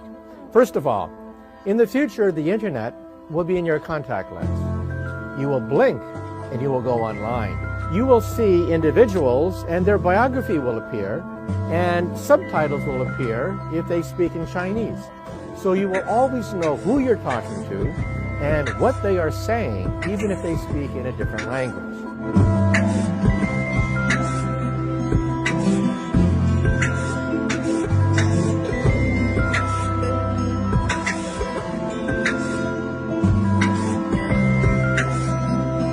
Now think about this. If you have internet contact lenses, then you can imagine and conjure up different kinds of bizarre universes. Just like in the Matrix, you can be thrust into an alien environment. You could have shootouts with aliens.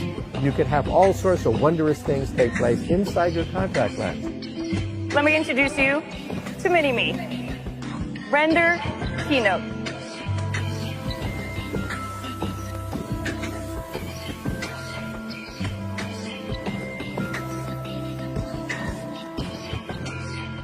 いわゆるニューラル TTS を使用しています。私たちは自分の声の録音を使用し、私のように聞こえる私自身の個人的な音声署名を作成します。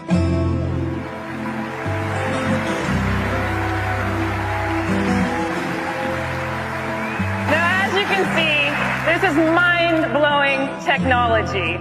And what you just saw was my life-size hologram, my exact replica, rendered here in real time, speaking Japanese with my unique voice signature. So it sounded exactly like me, just speaking Japanese. And the most amazing part? All of these technologies exist today. The future is here. The last thing that's missing is a sense of touch. That's where haptic technology comes in. Haptic technology is the ability to create the feel of a virtual reality. Now, how does that work? Let's say you have a platform with thousands of vertical pins, such that when you put your hand on this platform, the pins then conform to the fingers, because each pin is governed by a computer. Therefore, if you put your hand on this set of pins, you can duplicate any texture that you want. So in some sense, if you're surrounded by these haptic devices, you'll be able to touch objects and think that you are actually touching skin, or touching wood, or touching metal.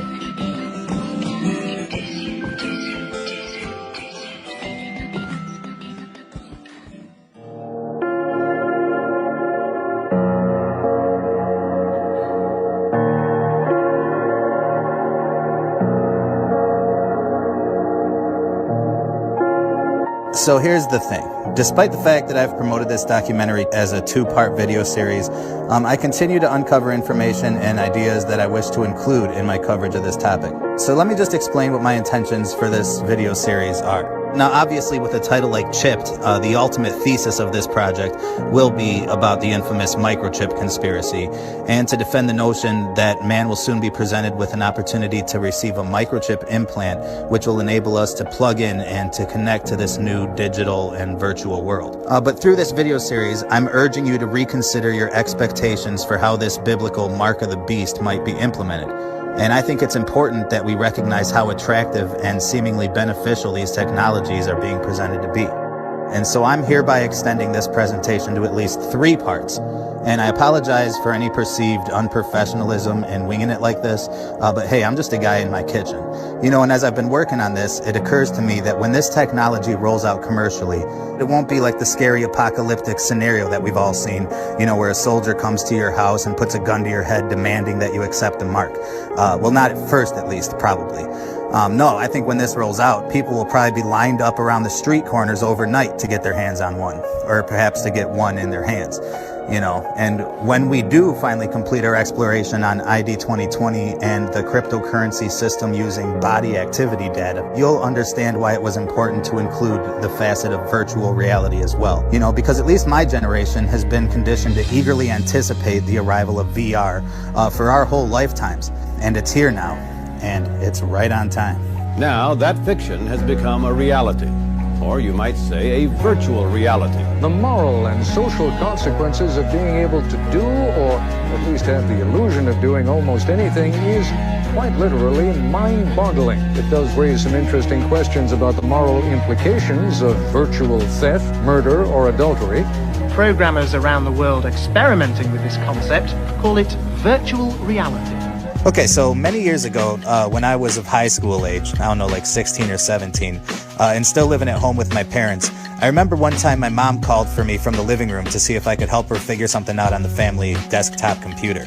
And when I walked into the room, I saw my beloved mom sitting there with her head in her hands and just visibly distraught with frustration.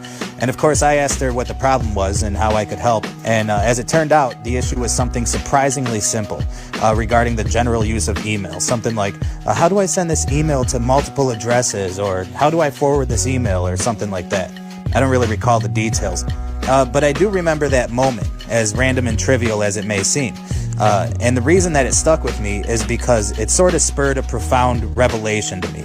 Because it caused me to recognize that my mom's generation was not prepared for the advent of the internet age, and that the menial skills which I had taken for granted, things like typing or configuring computer settings, were things that the older generations were unfamiliar with and often struggling to figure out. And it made me really sad, honestly. And after I helped and returned to whatever it was that I was doing, I continued to ponder it, because in the old days, society always relied on the wisdom and the experience and the expertise of the older generation. And there was an inherent value and respect that came with growing old, because the younger generations understood that they would eventually require the knowledge of their elders. But in my lifetime, and in that moment, as a teenager helping my mom figure out how to send an email, I realized that technology was creating a gap between the generations, and that everybody older than me would soon be at a severe disadvantage in terms of, career choice or advancement opportunities, because the world was undergoing a transition into a digital age, wherein society would be required to understand the function and operation of these technologies, which came easily to those in my generation and to me and people younger than me, because we were educated and trained for this stuff in a classroom setting. But meanwhile, the older generations were kind of unexpectedly thrust into a new world where you got to either adapt or get left behind. And it really is incredible to consider the speed in which these modern technologies are adopted and embraced by our society. And with each phase in development becoming a social necessity of its time, before being made obsolete after being replaced by whichever new and improved technology arrives. From landline phones to beepers, if you remember those, to cell phones, to smartphones, to smart watches, and on and on. I'm sure you get the idea. And I say all this to make the simple point that what seemed impossible yesterday is today's reality. And what seems unlikely today may just be old news by tomorrow. And I'm pulling these thoughts from the same stream of consciousness that I concluded part 1 of this video series with, which was centered on the realization that the average citizen of this world now exists within 2 different worlds, the offline world and the online world. And perhaps you think I sound silly to say that, to compare our experiences in real life with our experiences online. Because at this moment in time, we are physically separated from the devices which we log into the internet world on. So reality still presents a distinct barrier between what is real and physical and what is digital and artificial. But what will happen when humanity gets plugged into the internet? When man becomes coupled with the internet. And notice I didn't ask if man gets plugged into the internet, but when. Because like it or not, this is very much the goal of big tech companies like Microsoft and others. So try to imagine seeing your everyday life through a lens that combined the environment around you with any variety of virtual reality widgets and labels and news blurbs and icons inserted to your field of view. That's a crazy thought, right? But now imagine how much different your perception of things may have been had you been experiencing your life through this lens since childhood. And instead of running freely through the fields and exploring the mysteries of your backyard like your grandfather did when he was young, you are instead alone in your bedroom, distracted under a constant barrage of entertainment and information. And you have some friends, but they're also alone in their rooms being showered in entertainment. And most of your interactions with them would be made on social media, and some of your friends may have never even met you in the real world. Heck, some of your friends might just be bots. And if you haven't noticed, this coming so-called normal lifestyle that I'm describing is not a far stretch from life as we know it here in 2020. I mean, already our culture has slipped into a state of voluntary isolation as our beloved technology grows more and more immersive. And I'm sure I'm preaching to the choir here. I mean, everybody already sees the sad trajectory of our society in terms of, warmth and closeness and intimacy and relationships and genuine companionship with others. We acknowledge the death of these things. As if we have collectively decided to abandon these things in pursuit of a more gratifying and entertaining and pleasurable experience in our short time here on Earth. And as a result, we don't really ever talk or laugh with strangers anymore. In fact, we try to avoid eye contact with strangers. You don't want to come off like some kind of weirdo. Just keep your eyes to the ground. And we don't really talk to our friends or family for that matter either. We're quicker to send a text. And even those texts have become less personal. The communication line between us has been degraded to the point that kids now just send digital emojis to one another, in an effort to express feelings which are far too complex to ever be articulated through a simple cartoon facial expression.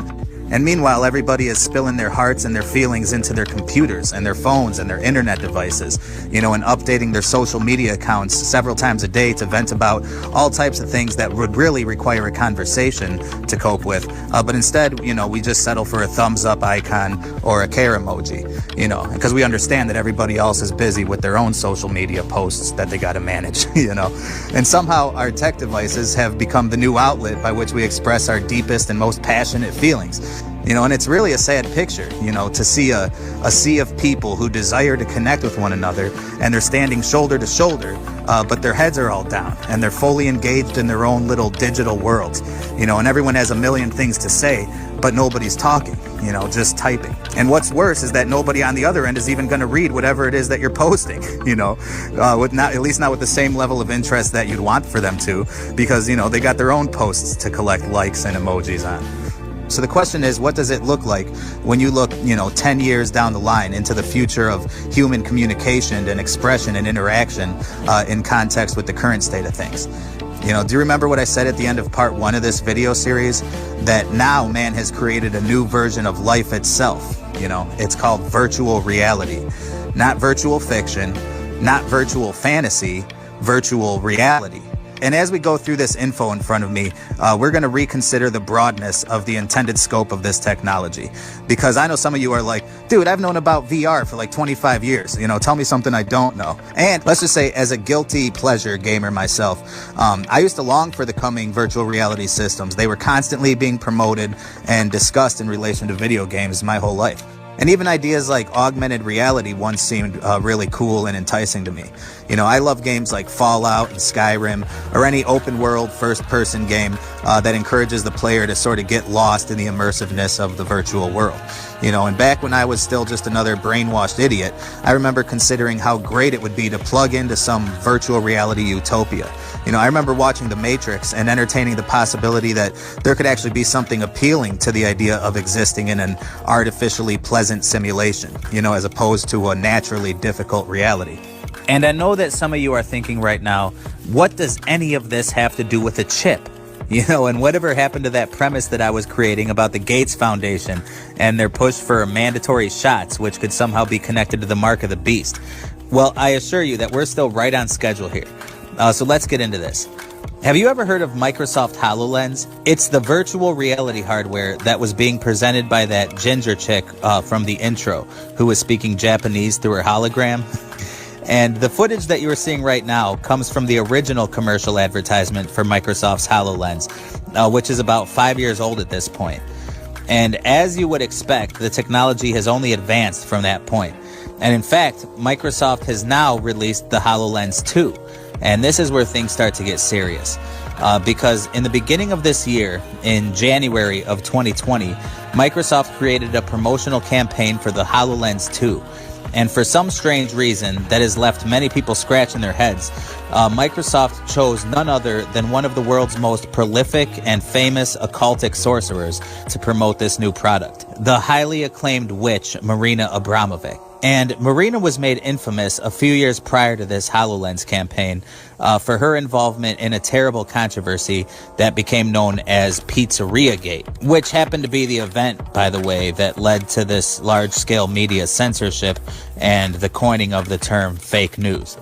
And in this infamous event, the famous occult artist Marina Abramovic quickly became the centerpiece in the controversy because of her presence in some of the leaked emails of Hillary Clinton's campaign advisor John Podesta, wherein Podesta was invited to attend one of Abramovic's infamous spirit cooking ceremonies, which was to be attended by other high-ranking elitists as well. And the nature of what these Satanists get into at these spirit cooking rituals is a little too graphic for me to even get into right now, but maybe these pictures from similar spirit cooking events will paint a picture for you. And now you would think that Microsoft might choose a little bit more of an exhilarating subject to demonstrate these new virtual reality technologies, you know, like maybe a roller coaster or a deep sea dive, you know, maybe an ultra intense action movie sequence or something like that. But no, instead, Microsoft chose to go with one of the world's most outspoken witches, you know, an occult sorceress, who, by the way, has worked with other high-profile witches like Lady Gaga, and I think even worked with Jay-Z. You know, but instead of treating the public to some type of exciting experience with the Microsoft HoloLens 2, they chose to go with a boring and weird demonstration by a 73-year-old witch who apparently just stood before the viewers in a Whore of Babylon-style red dress as she expounded on some artsy and poetic ideas relating to the connection of imagination with reality. And the performance was titled Marina Abramovic's The Life, which is sort of ironic considering how boring and lifeless the performance appears to have been. And Okay, really quick, from the Telegraph yesterday, Zelensky from Ukraine, you know, asks Marina Abramovic to be an ambassador for Ukraine. It's because it's behind a paywall and I can't read the article. I'm going to go back and find something I can actually read if you guys haven't heard about this. But yeah, so she continues to advance in the ranks, you know, this world famous witch.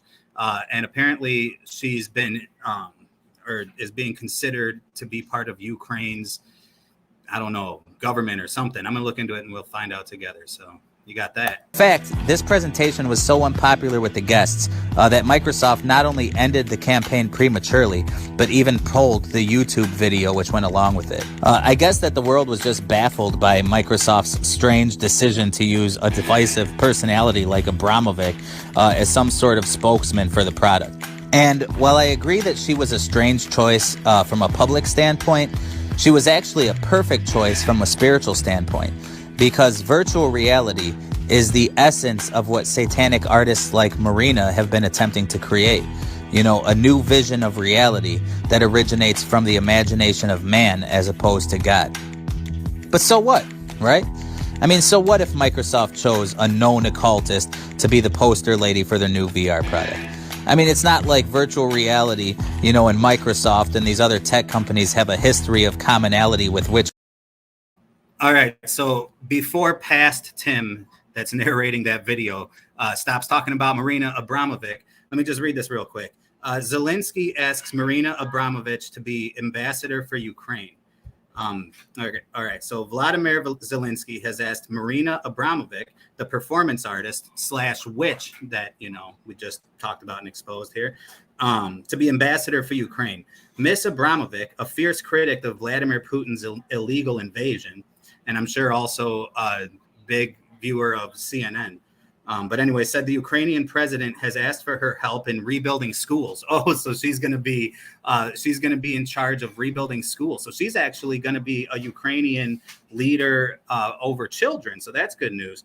The 76-year-old Serbian is holding her first solo exhibition in the UK and is the first female artist to have a major show in the main galleries of the Royal Academy of Arts in London. By the way, this is from the Telegraph. Okay. Visitors to the exhibition must squeeze between two nude models to enter the show or opt to bypass what one journalist dubbed as the naked gates. Definitely sounds consistent with how schools in America hire their teachers. I think that's similar in the criteria. She added, I have also been invited to be a broad member of the Babin Yar, I guess, organization to continue to protect the memorial. The Holocaust Memorial Center to Jews murdered by Nazis. And we're afraid to even talk about what's in this article because YouTube will be like, hey, you said a word. But I'm going to go past this. But yeah, so this is happening. Man, I wish you guys could actually see what's on my screen right now.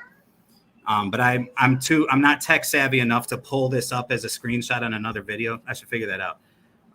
For now, though, you know, I guess this article is just going to tell us about who Marina is, and we're already watching about that.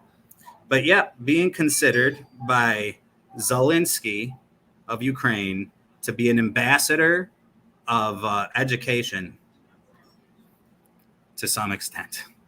So welcome to the fallen world. And this is Fallen World Films. Had to throw that in there just for corniness sake. Craft and sorcery. I mean, are you sure? Check this out. This is a Wiccan pentagram. And if you've ever visited a Hot Topic or a Spencer's gift store, then you've seen this before, the 5-sided star, the pentagram. And let's be honest, if you're a human being with eyeballs, then you've seen this, because the pentagram is just one of many occult symbols which pervade society here in these end times. But this pentagram in particular, with the colors. So yeah, here you got an occultic elemental pentagram. And here's a variation that you may have seen before if your grandpa was a Freemason, or maybe at a parade or something. This is the symbol for the Order of the Eastern Star. And they're one and the same, really. And I want you to notice the color configuration here. Red, green, blue, yellow. Red is fire, green is earth, blue is water, and yellow is air. And sometimes the symbol will include white or purple as well, which symbolizes spirit. And I don't know about you guys, but I just feel like I've seen this somewhere before. I don't know. Maybe it's just me.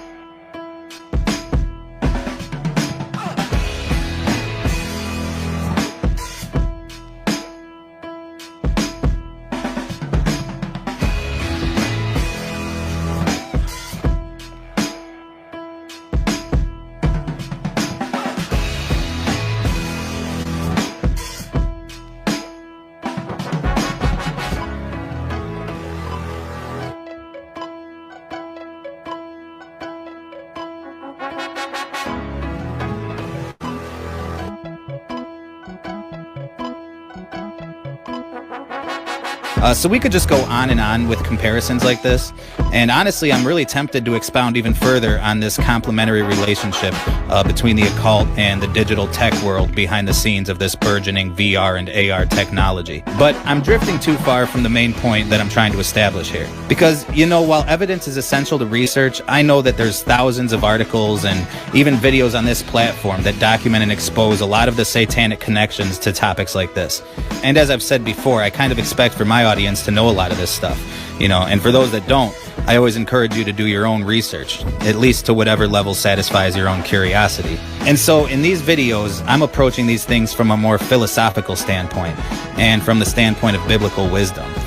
And it's often the case that the Bible would shoot down a lot of these modern agendas at their very premise, you know. So with abortion as an example, one doesn't need to study the industry of so-called reproductive health to maintain the accurate conviction that abortion is bad, you know. I mean, you don't need to read the free literature that Planned Parenthood peddles out to decide whether or not you should kill your child. The Bible doesn't provide any parameters for moral justification on those kinds of things.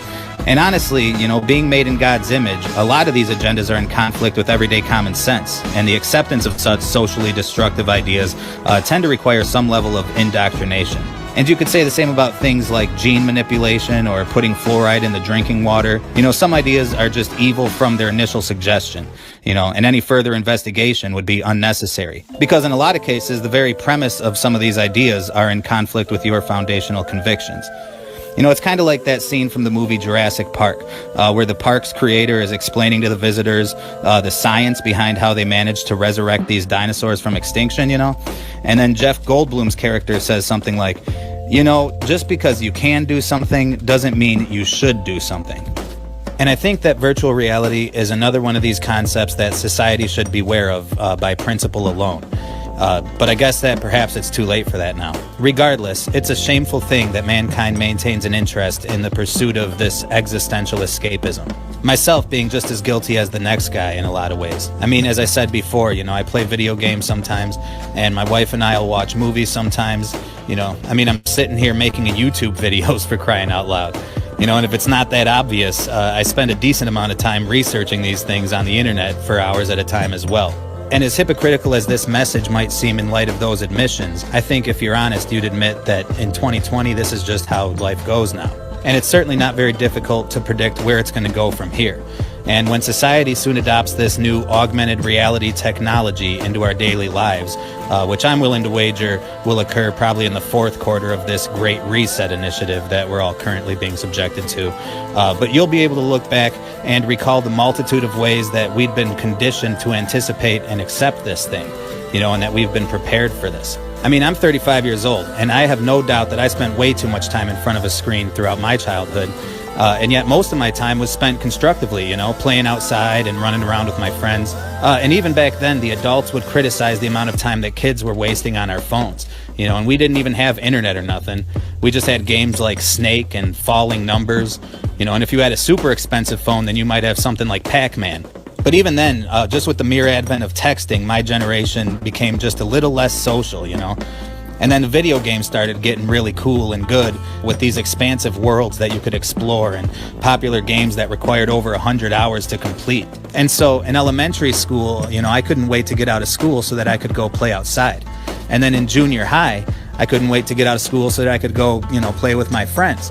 But then within a few years, sometimes I couldn't wait to get out of high school just so that I could get back to my game in my room by myself. And some nights I would just play these video games all night long, you know. I mean, I might text a couple friends throughout the course of the evening, but besides eating dinner, I would often have no reason to open my mouth to say a word. And my adventures were being played out on a TV screen instead of in my neighborhood. And then came the smartphones, you know, and they brought the media obsession and the porn addiction and the social media, along with all those feelings of jealousy and envy and lust and inadequacy that came along with social media on sites like Zanga and MySpace, you know, and then finally Facebook, followed by the depression, which would result in even more sedentary screen time, you know, in front of movies and more video games. And for a short period of my life, that was my lifestyle. And then I got older and I found salvation in Jesus Christ, and eventually I broke free from the sad cycle of this screen-to-screen lifestyle. But I also have kids now, and I think about this younger generation and these innocent little people, you know, and they're surrounded by a million temptations and enticements which seek to drag them into that same pit that I was in. These poor kids, you know, and they're bombarded with just every form of propaganda that you could imagine through these modern devices, which are literally designed to interact with the human brain at a subconscious level. You know, and I remember being a little boy wearing my Ninja Turtles pajamas and playing Nintendo with my brother, you know, and we were often blown away by the graphics and the realism of these old games that look embarrassing by today's standard. And I also remember having a sleepover at my buddy Josh's house one night, and we stayed up all night playing Nightmare on Elm Street, you know, and the game really scared me, and it actually made it hard for me to sleep that night. It just breaks my heart to think of all the nightmares being introduced to children worldwide. Never mind all the porn and sexual predators and hackers and all that other stuff. And so our cultural trajectory in terms of technology has become, you know, rather obvious. We will, of course, continue sliding further down this rabbit hole and further from the surface of the world that we once called home, you know, back when people talked and knew their neighbors and helped each other and, you know, lived a little. And this VR thing, it's always had a reasonable attraction as a form of passive entertainment, which is why it was introduced through the scope of video gaming. Plus, it's also shown some promising benefits in areas like education and engineering, you know, and some stuff like this. But now that we're comfortable with the existence of this virtual reality technology, just get ready for the introduction and implementation of this technology to the general public on a much larger scale. And kind of like Michio Kaku explains in the intro to this video, the next phase of VR will not be a headset to put on and use within the confines of your living room. but it will be in contact lenses, which you wear as you go about your life, looking at life through the view of a digital lens, artificially decorating the world around you with a constant stream of information and entertainment and every other variety of distraction. And not to switch directions too fast, but how do you suppose that it would make God feel to see mankind in this state? After generations of rebellion and disobedience, mankind has finally created an all-encompassing barrier between man and the natural world and circumstance that we were created to reside in. And it's like that Tower of Babel comparison, which was also in the intro of this video. Because in that occasion, when man attempted to build a tower to reach heaven, and try to be equal with God, God punished mankind by separating our languages so that we could no longer easily communicate with other nations. So now you see why the Antichrist desires to reunite the nations with a global government. And in 2020, we now apparently have the technology to alter your speech to accommodate every known language, like you saw with that girl speaking Japanese. So it's another attempted curse reversal. Or how. And I just got to say, I did not put this into the movie for some reason when I made this all that time back. But I guess like one of the most popular apps for doing that, for translating different languages, is called Babbel. I'm sure in the chats you can confirm if that's true. I've never used it, but how does that play into my little narrative here? How about God's punishment to women, in the way of the pain and suffering that goes along with labor and childbirth? In 2020, we got around that curse with abortion. And in that same account, God also punished man with the responsibility to toil and work hard to survive. And in 2020, AI robotic manufacturing comes along, which, by the way, I think we could expect in the third quarter of the Great Reset. But yeah, so it's another curse reversal, or an attempted curse reversal at least.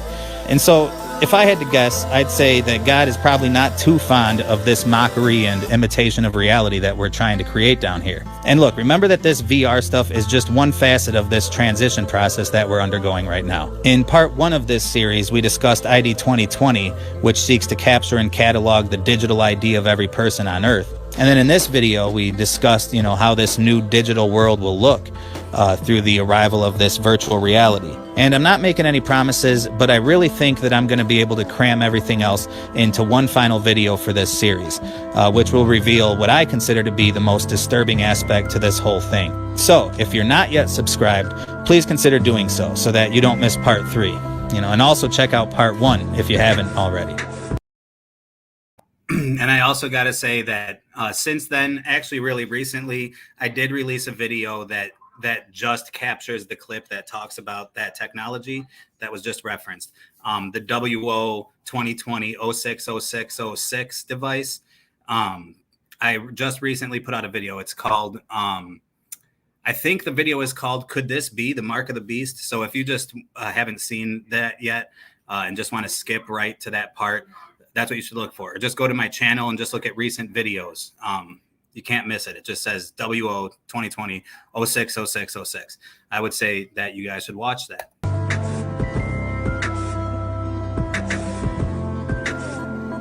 And finally, I decided to put this plug at the end of this video.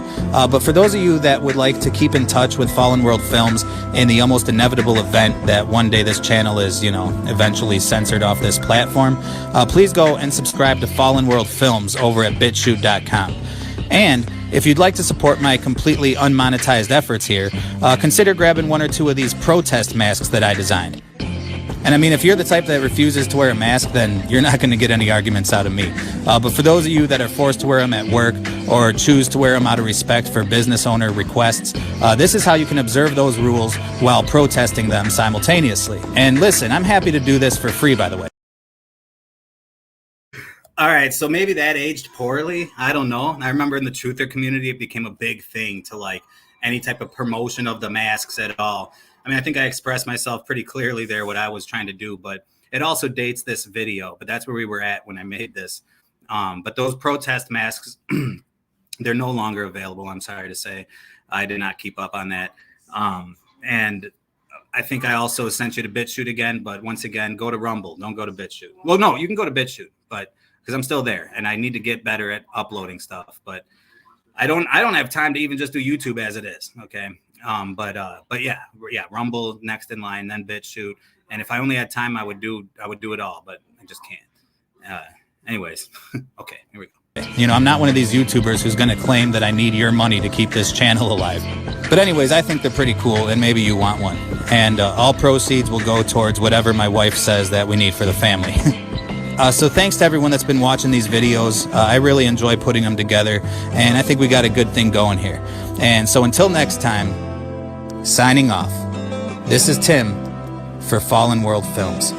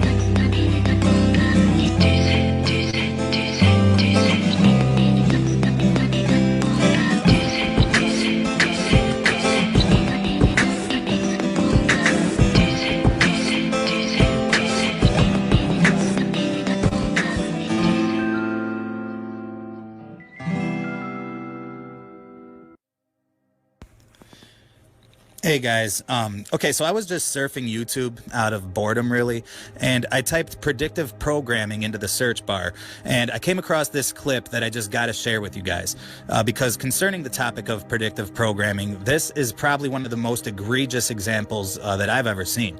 And so I'm not taking credit for discovering this, and I will link the original video and the channel below, at least that I found it on.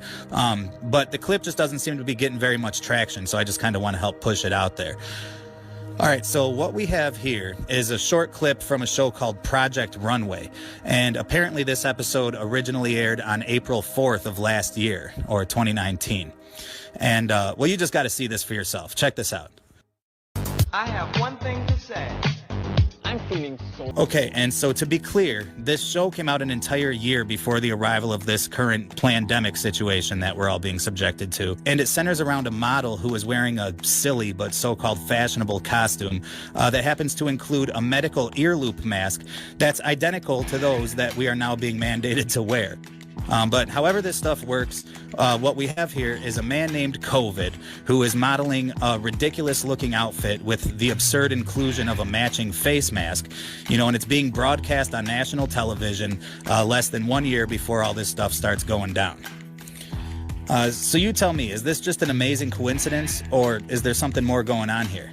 I mean, is this some kind of evidence of foreknowledge or pre-planning?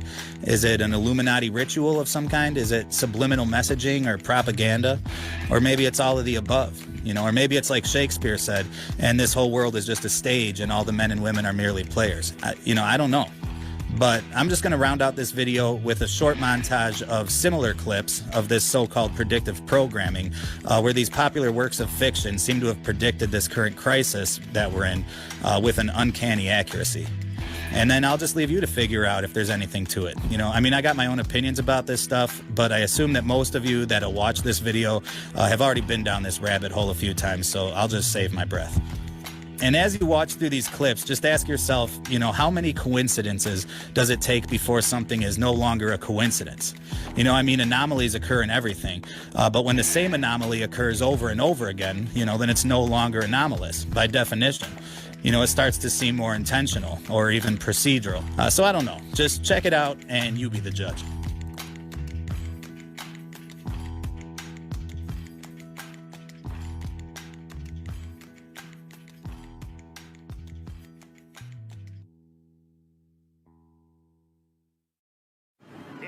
What if I were to tell you that I've been on the run? Chased by a shadowy organization who wanted to kill me, who control governments, and whose objective was to sterilize the world.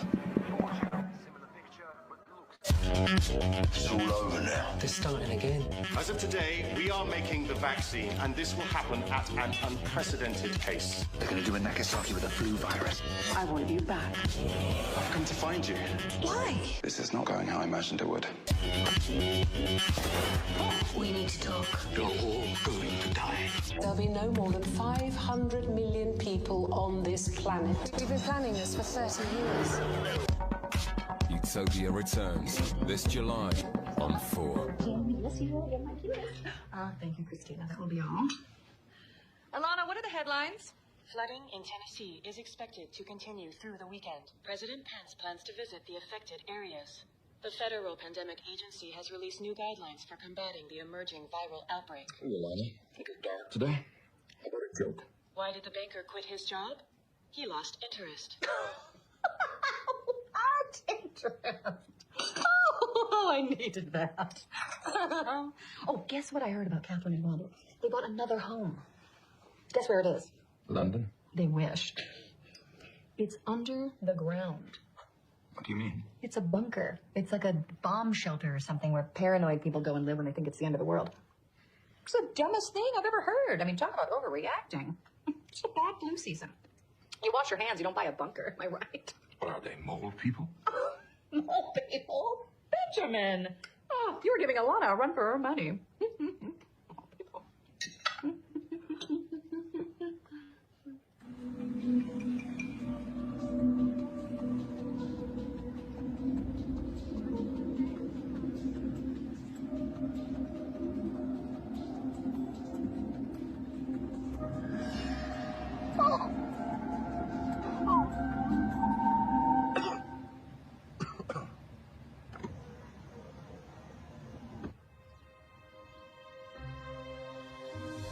This place is an absolute pigsty. Where in the hell is Christina? Oh, Christina texted she died. What? Her daughter, someone texted.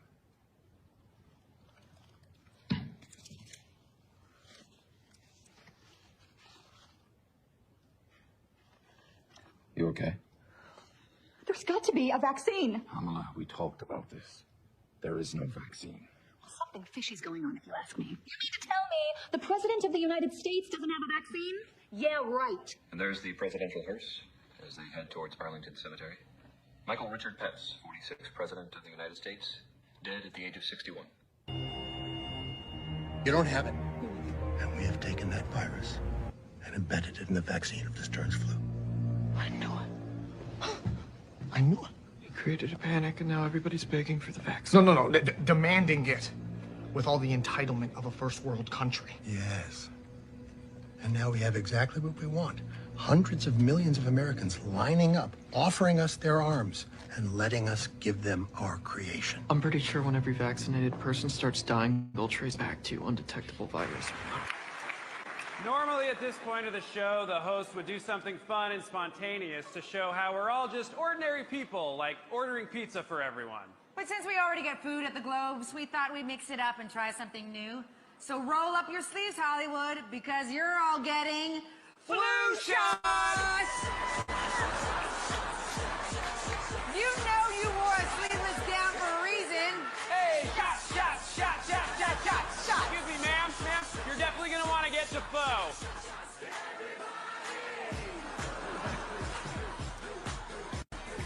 Great. These nurses are all licensed professionals straight from the Rite Aid in Echo Park. And look, if you're an anti-vaxxer, just put a napkin over your head and we'll skip you. You're welcome, you guys. This costs 50 grand, you guys. You're welcome. Some of the biggest stars in Hollywood are getting ready for Carol Burnett.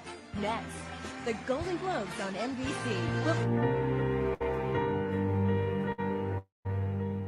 I am a doctor. I'm a doctor. I'm a doctor. I'm a doctor. And I believe in vaccinations. And I believe in vaccinations.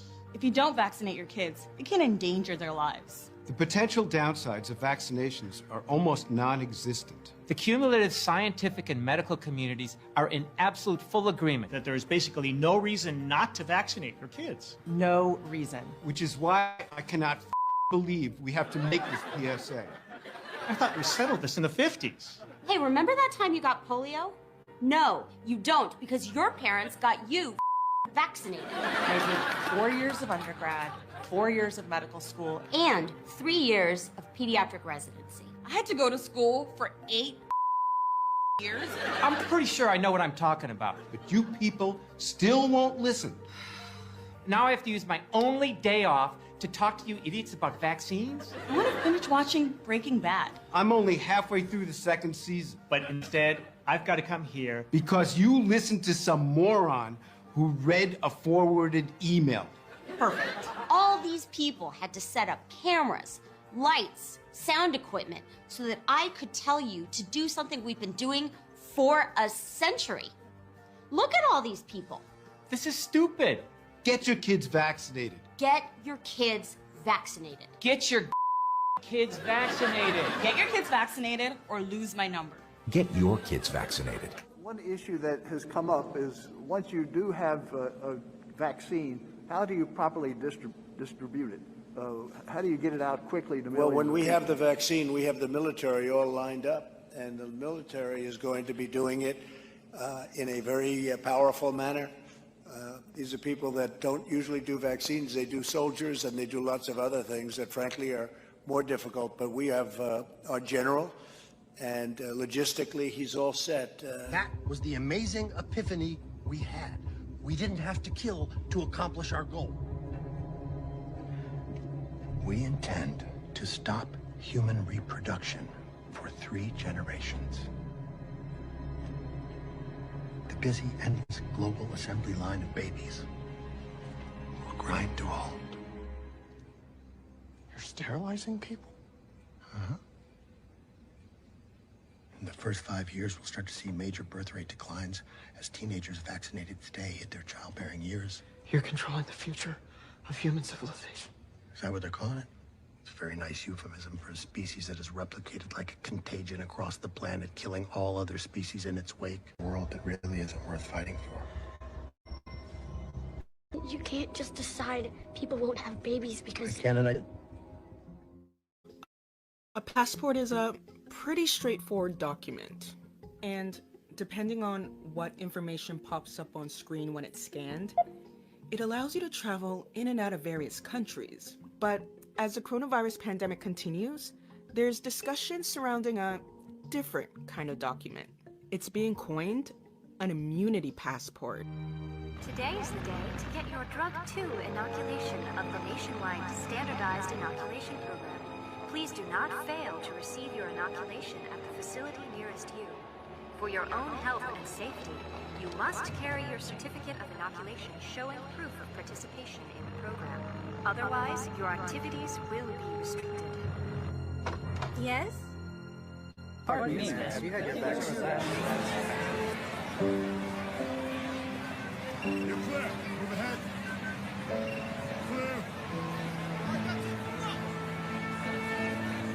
Step up. You're clear. Next.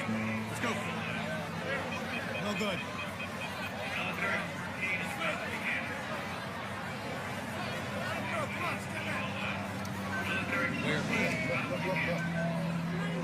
Clear. Good. Move on. Push my left. Please take my food. No good. No good. All right, I know it's really loud in the background here because the kids are watching a movie, but just a special shout out to Kristen, who has joined the chat. Glad you came. Love you. Continue to watch your channel all the time, Slow Boy, and I love you. I'm interested in everything that you seem to be interested in based on what you post. And also hi to everybody else. I've been talking to you guys, MoTBR, your wonderful wife, Al Allman just joined. I'm having a fun time in the chat. So anybody that's watching and not in the live chat, there's a little button that says live chat.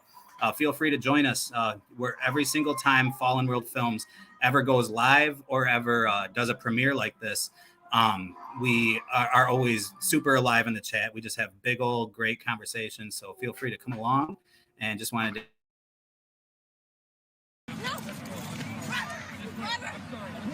Get your hands off my wife. Get your hands off. Lieutenant Robert.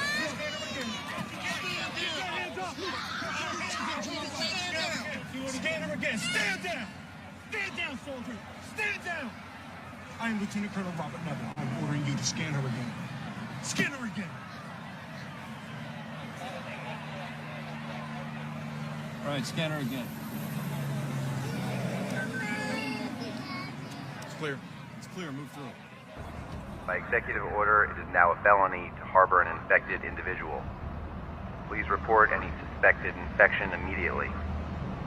Attention, you are required to stay in your home. By executive order, it is now a felony to harbor A military curfew is now in effect. Return to your homes immediately. Anyone found on the streets after 1900 hours or 7 o'clock p.m. will be arrested and confined. Return to your homes. Well, when we have the vaccine, we have the military all lined up, and the military is going to be doing it in a very powerful manner.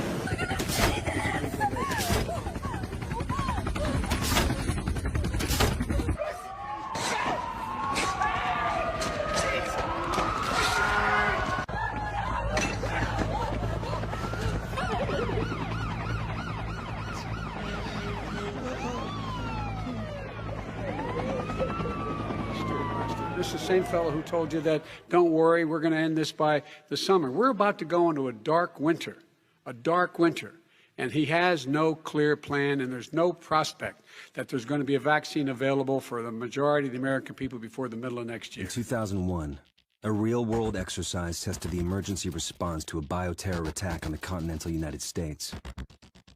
The operation was called Dark Winter. Within just a few days, the simulation spiraled out of control. The operation predicted a rapid breakdown in essential institutions, civil disorder, and massive civilian casualties. Dark Winter has revealed how vulnerable we've become. Our lifestyle, our security, our safety, depends on a delicate and unstable economy. We've created a system so complicated that we no longer understand how to control it. Oil, power, shipping, transport. We live in a complex world. And the more complex it gets, the more fragile it becomes. The system is built on a global supply chain that gets things where they're needed, just in time. We've created a house of cards. Remove just one, and everything falls apart. And what's fueling this system? Money. Americans can spend $90 billion in a single day of shopping. Last year, 200 million people swarmed their local stores on November 23rd. We call that day Black Friday. Did you know that a flu virus can survive on the surface of a banknote for up to 17 days? One day there will be a pandemic. It could begin during the crush of Black Friday sales. A pathogen will jump from tainted banknotes to human skin, onto food, toys, children, and loved ones. By the time patient zero feels the first sore throat, millions of people will already be infected. From this point, the breakdown will happen fast. Day 1, hospitals will reach capacity. Panic will strike. Day 2, quarantine zones will be established. Resources will be rationed. Transport will go into lockdown. Day 3, international trade will stop. The oil will dry up. The stock market will collapse. Day 4, the power will fail. The shelves will be empty. The taps will run dry. And once hunger and despair take hold, people will do anything for survival. By day 5, everyone will be a potential threat. In 2007, a new presidential directive was signed quietly into law. This maps out the government's response to a crisis, a plan to cope with a real dark winter. It is known as Directive 51. There are rumors of shadow agencies, sleeper cells, covert agents, but nothing can be confirmed. Our complex world is primed for breakdown. And once the chaos strikes, there won't be resources to save us all. The only question left is, what will it take to save what remains? They said it was just the flu. But it turned out to be something else entirely. We followed our orders. Isolate the sick in a quarantine zone in the middle of Manhattan and stop the contagion from spreading. We started to lose count of casualties. We built a wall to contain the sick. I thought, oh, she's sick, but like sick in a good way. It's loved COVID's look. Loved. Do you mind putting your mask back on? Do you mind putting your mask back on? Thank you.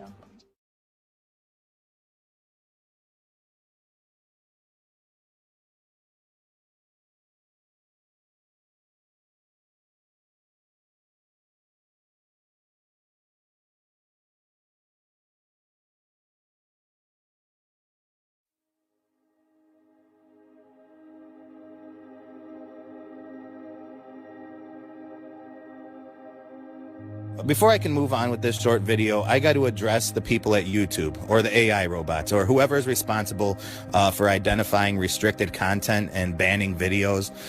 Let's be clear, this video is not about election fraud. It is not about election fraud. I won't be speaking about that forbidden topic, and I won't be providing any form of evidence or information regarding that forbidden topic. And because I understand that my opinions are illegal and could potentially be influential if I were allowed to share them.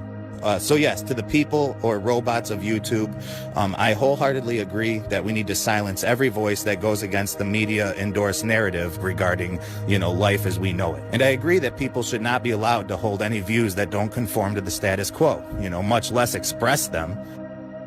I'm just trying to work that out. I mean,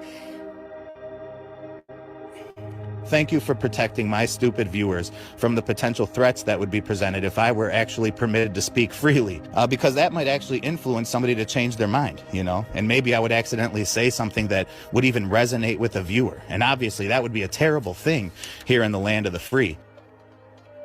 So again, thanks YouTube for protecting us from ourselves. And please don't delete this video, because as you can see, I'm totally on board here.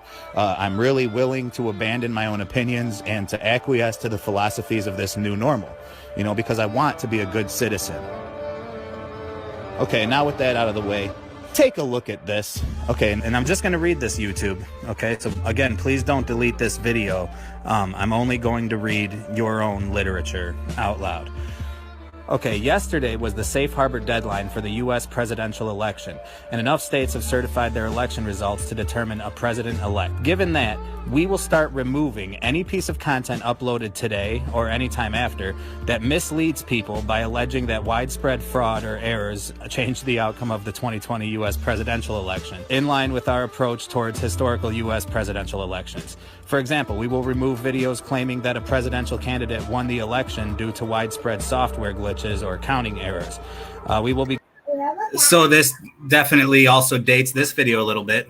I was about to say, I don't remember when I really made this, but clearly it was shortly after the most recent presidential election. But it definitely still applies to now, what's happening almost 4 years later. And yeah, but I got to keep giving these disclaimers, the word disclaimers in my ear because, or in my mind, I mean to say, because Slowboy just commented on this disclaimer. But anyways, I'm rambling. My point is, once again, if you just joined, this is some old material I made a long time ago that was deleted or banned from YouTube.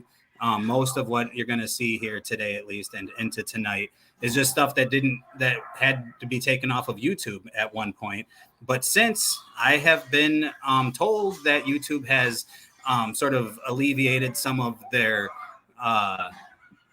draconian rules regarding the topics that these videos talk about, and I've heard other people saying some of those key words that I couldn't say way back when these got taken down, and then my channel's blown up since then. I have like 5 times more subscribers, so I know this is new to a lot of people. So that's what's going on. Sorry for the noise in the background. Kids are watching a movie. We're getting back into the business right now. Begin enforcing this policy today, and will ramp up in the weeks to come. As always, news coverage and commentary on these issues can remain on our site if there's sufficient education, documentary, scientific, or artistic context. Or in other words, dear American public, because you are not smart enough to think for yourselves or to critically analyze information, we have become concerned by the prospect that some of you might choose to listen to a viewpoint that we don't like, or that contradicts the official narratives that we've been instructed to reinforce. But don't worry, sheeple, because we're a lot smarter than you, and we're committed to protecting your fragile little minds from any type of information that might lead you to question what you're being told. So have no fears, because from this point forward, we will simply silence every oppositional voice from this platform so that you no longer need to worry about accidentally hearing any information that we don't want you to have. I mean, you guys, this is straight up Ministry of Truth kind of speech from 1984. And I'm not even talking about this particular election topic, just the notion of silencing certain ideas from public access and the precedent that's being set by that. I mean, if you were some hedonistic, power-hungry elite person, how easy would it be to get away with all those dirty deeds if you also happen to have stock in a media system that would outright censor, silence, and ban any news article or YouTube video that sought to expose those very dirty deeds? I mean, how convenient would that be? Don't you wish you could do that? Hey, Tim, we caught you and a bunch of your friends doing a really bad thing. Oh, no, sorry, guys. Can't talk about that. Why don't you just go back to all that good stuff that you were saying about me before? I'm saying this is a public platform, like the court of public opinion. Like, could you imagine a judge in court, sitting there in his chambers with his little powdered wig and his big mallet gavel thing? And he says, okay, let's take a look at Exhibit B. And the defense says, actually, Your Honor, you can't see Exhibit B. We threw Exhibit B in the trash because we didn't want for you to consider that exhibit. Let's just move on to Exhibit C. Would that make any sense? Or, the judge says, I hereby call this witness to the stand. Oh, no, you can't talk to that witness, Your Honor. You see, most of us agree that witness is full of crap, so you don't even bother hearing him out. I mean, you guys, we're getting really deep into the sheep herd now. And whenever you leave it to somebody else to distinguish between what's true and what's misleading for you, you're opening yourself up to be deceived.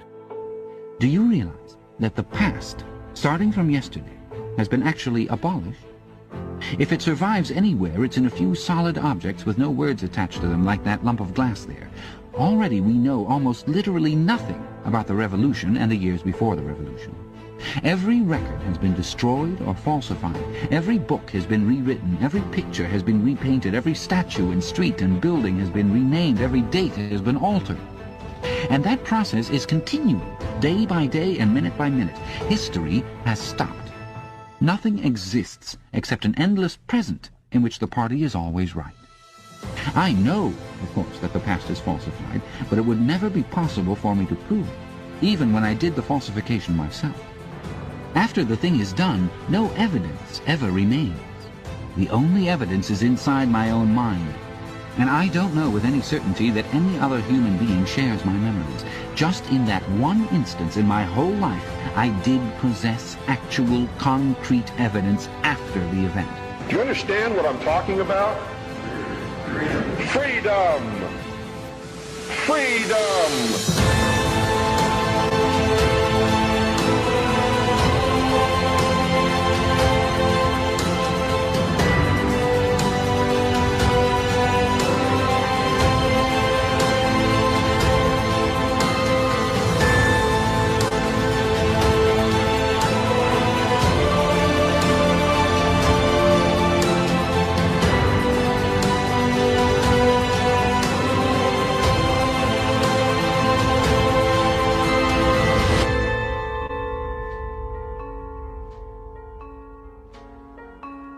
One day my son is going to ask me about my political views.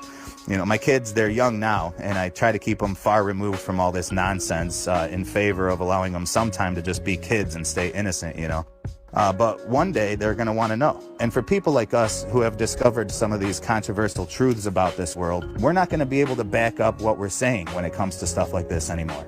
We won't be able to pull up those same PDFs and articles and videos and photos that when compiled together once painted a more accurate portrayal of reality than what we were being taught in school or seeing on TV, and it blew our minds all those years back. We will not have access to that evidence for very long, and it's going to make it pretty difficult to wake people up. And so your kid might say, Dad, we learned about 9/11 at school today. Do you remember when those 2 towers got knocked down in New York? And you might say, well, actually, it was 3 towers that fell, and they weren't knocked down. They fell directly into their footprint, like a controlled demolition. And you know your kid is going to fact check it or Google it or do whatever kids do in those days to get answers about those things. Maybe Google VR, I don't know. But the point is that they won't find it. They'll say, actually, Dad, it says here that only 2 buildings fell. And you'll say, son, I remember that day vividly. Look up building 7. That was the 3rd building. It was called the Solomon Brothers building or whatever it was. And he'll fact check that too with no results, and it just goes down the line. I mean, do you think you'll be able to find and share Jason Bermas's classic Loose Change documentary 10 years from now? Or Bill Cooper's Mystery Babylon series? Or even any of my little documentaries on this channel? Of course not. And supposing that the Lord doesn't come back any sooner, when we're old people trying to educate the youth about these things, it's going to come off more like a bunch of whacked out geezers babbling about nonsense. Because it's not like there's going to be an entire generation who are all going to agree about the reality of how things were in the past. Because even now, most people are completely ignorant about everything regarding these fringe topics that are now being systematically censored. And so if their kids were to ask about it today in 2020, parents would be most likely to say, oh, that's right, Johnny. That's absolutely right. 2 buildings toppled over on 9/11, And if you were to say otherwise, at least up to this point, we had access to the necessary resources to prove otherwise, namely information on the internet, But what happens to a generation that is denied access to that information or to the presentation of any alternative viewpoints? And when you have an inquisitive and curious young man, who's seeking to learn about the history and structure and origin of the system that he was born into, but he's only able to research a narrow spectrum of specific claims that only affirm and reinforce the government-sanctioned narrative of reality, what then?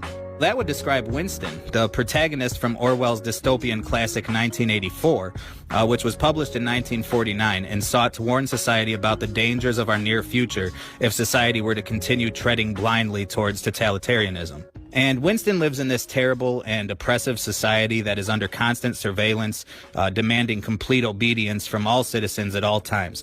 And Winston has an interesting occupation. He works in the records department for the Ministry of Truth. And the Ministry of Truth is almost like a metaphor for mainstream media. I mean, they're the authority behind what all citizens are expected to believe, accept, and to affirm. And Winston's job, more specifically, is to take historical documents and historical articles and to revise them and to rewrite them in a way that conforms to whatever the party narrative happens to be at that time. And another one of Winston's responsibilities was to remove every citizen who has been, quote, unpersoned from the pages of history.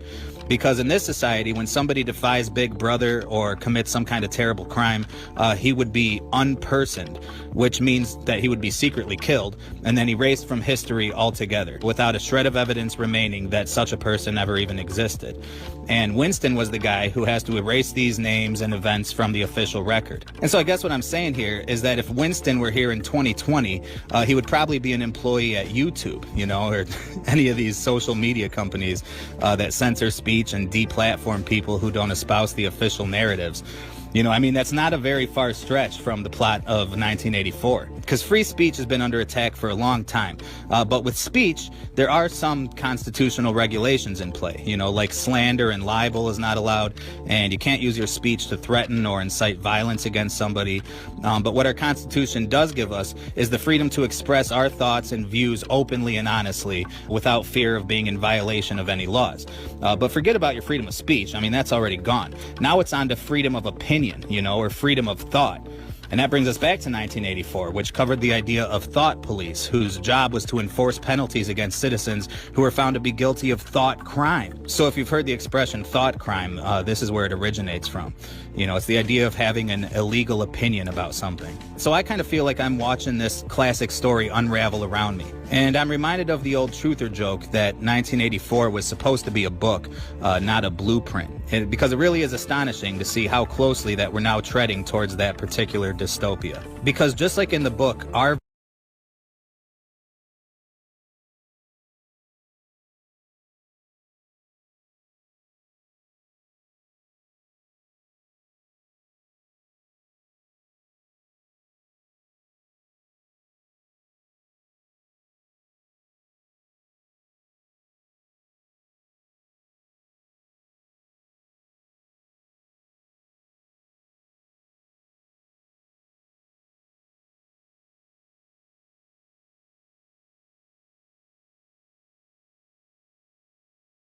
very history and identity is at stake here. And I get it that YouTube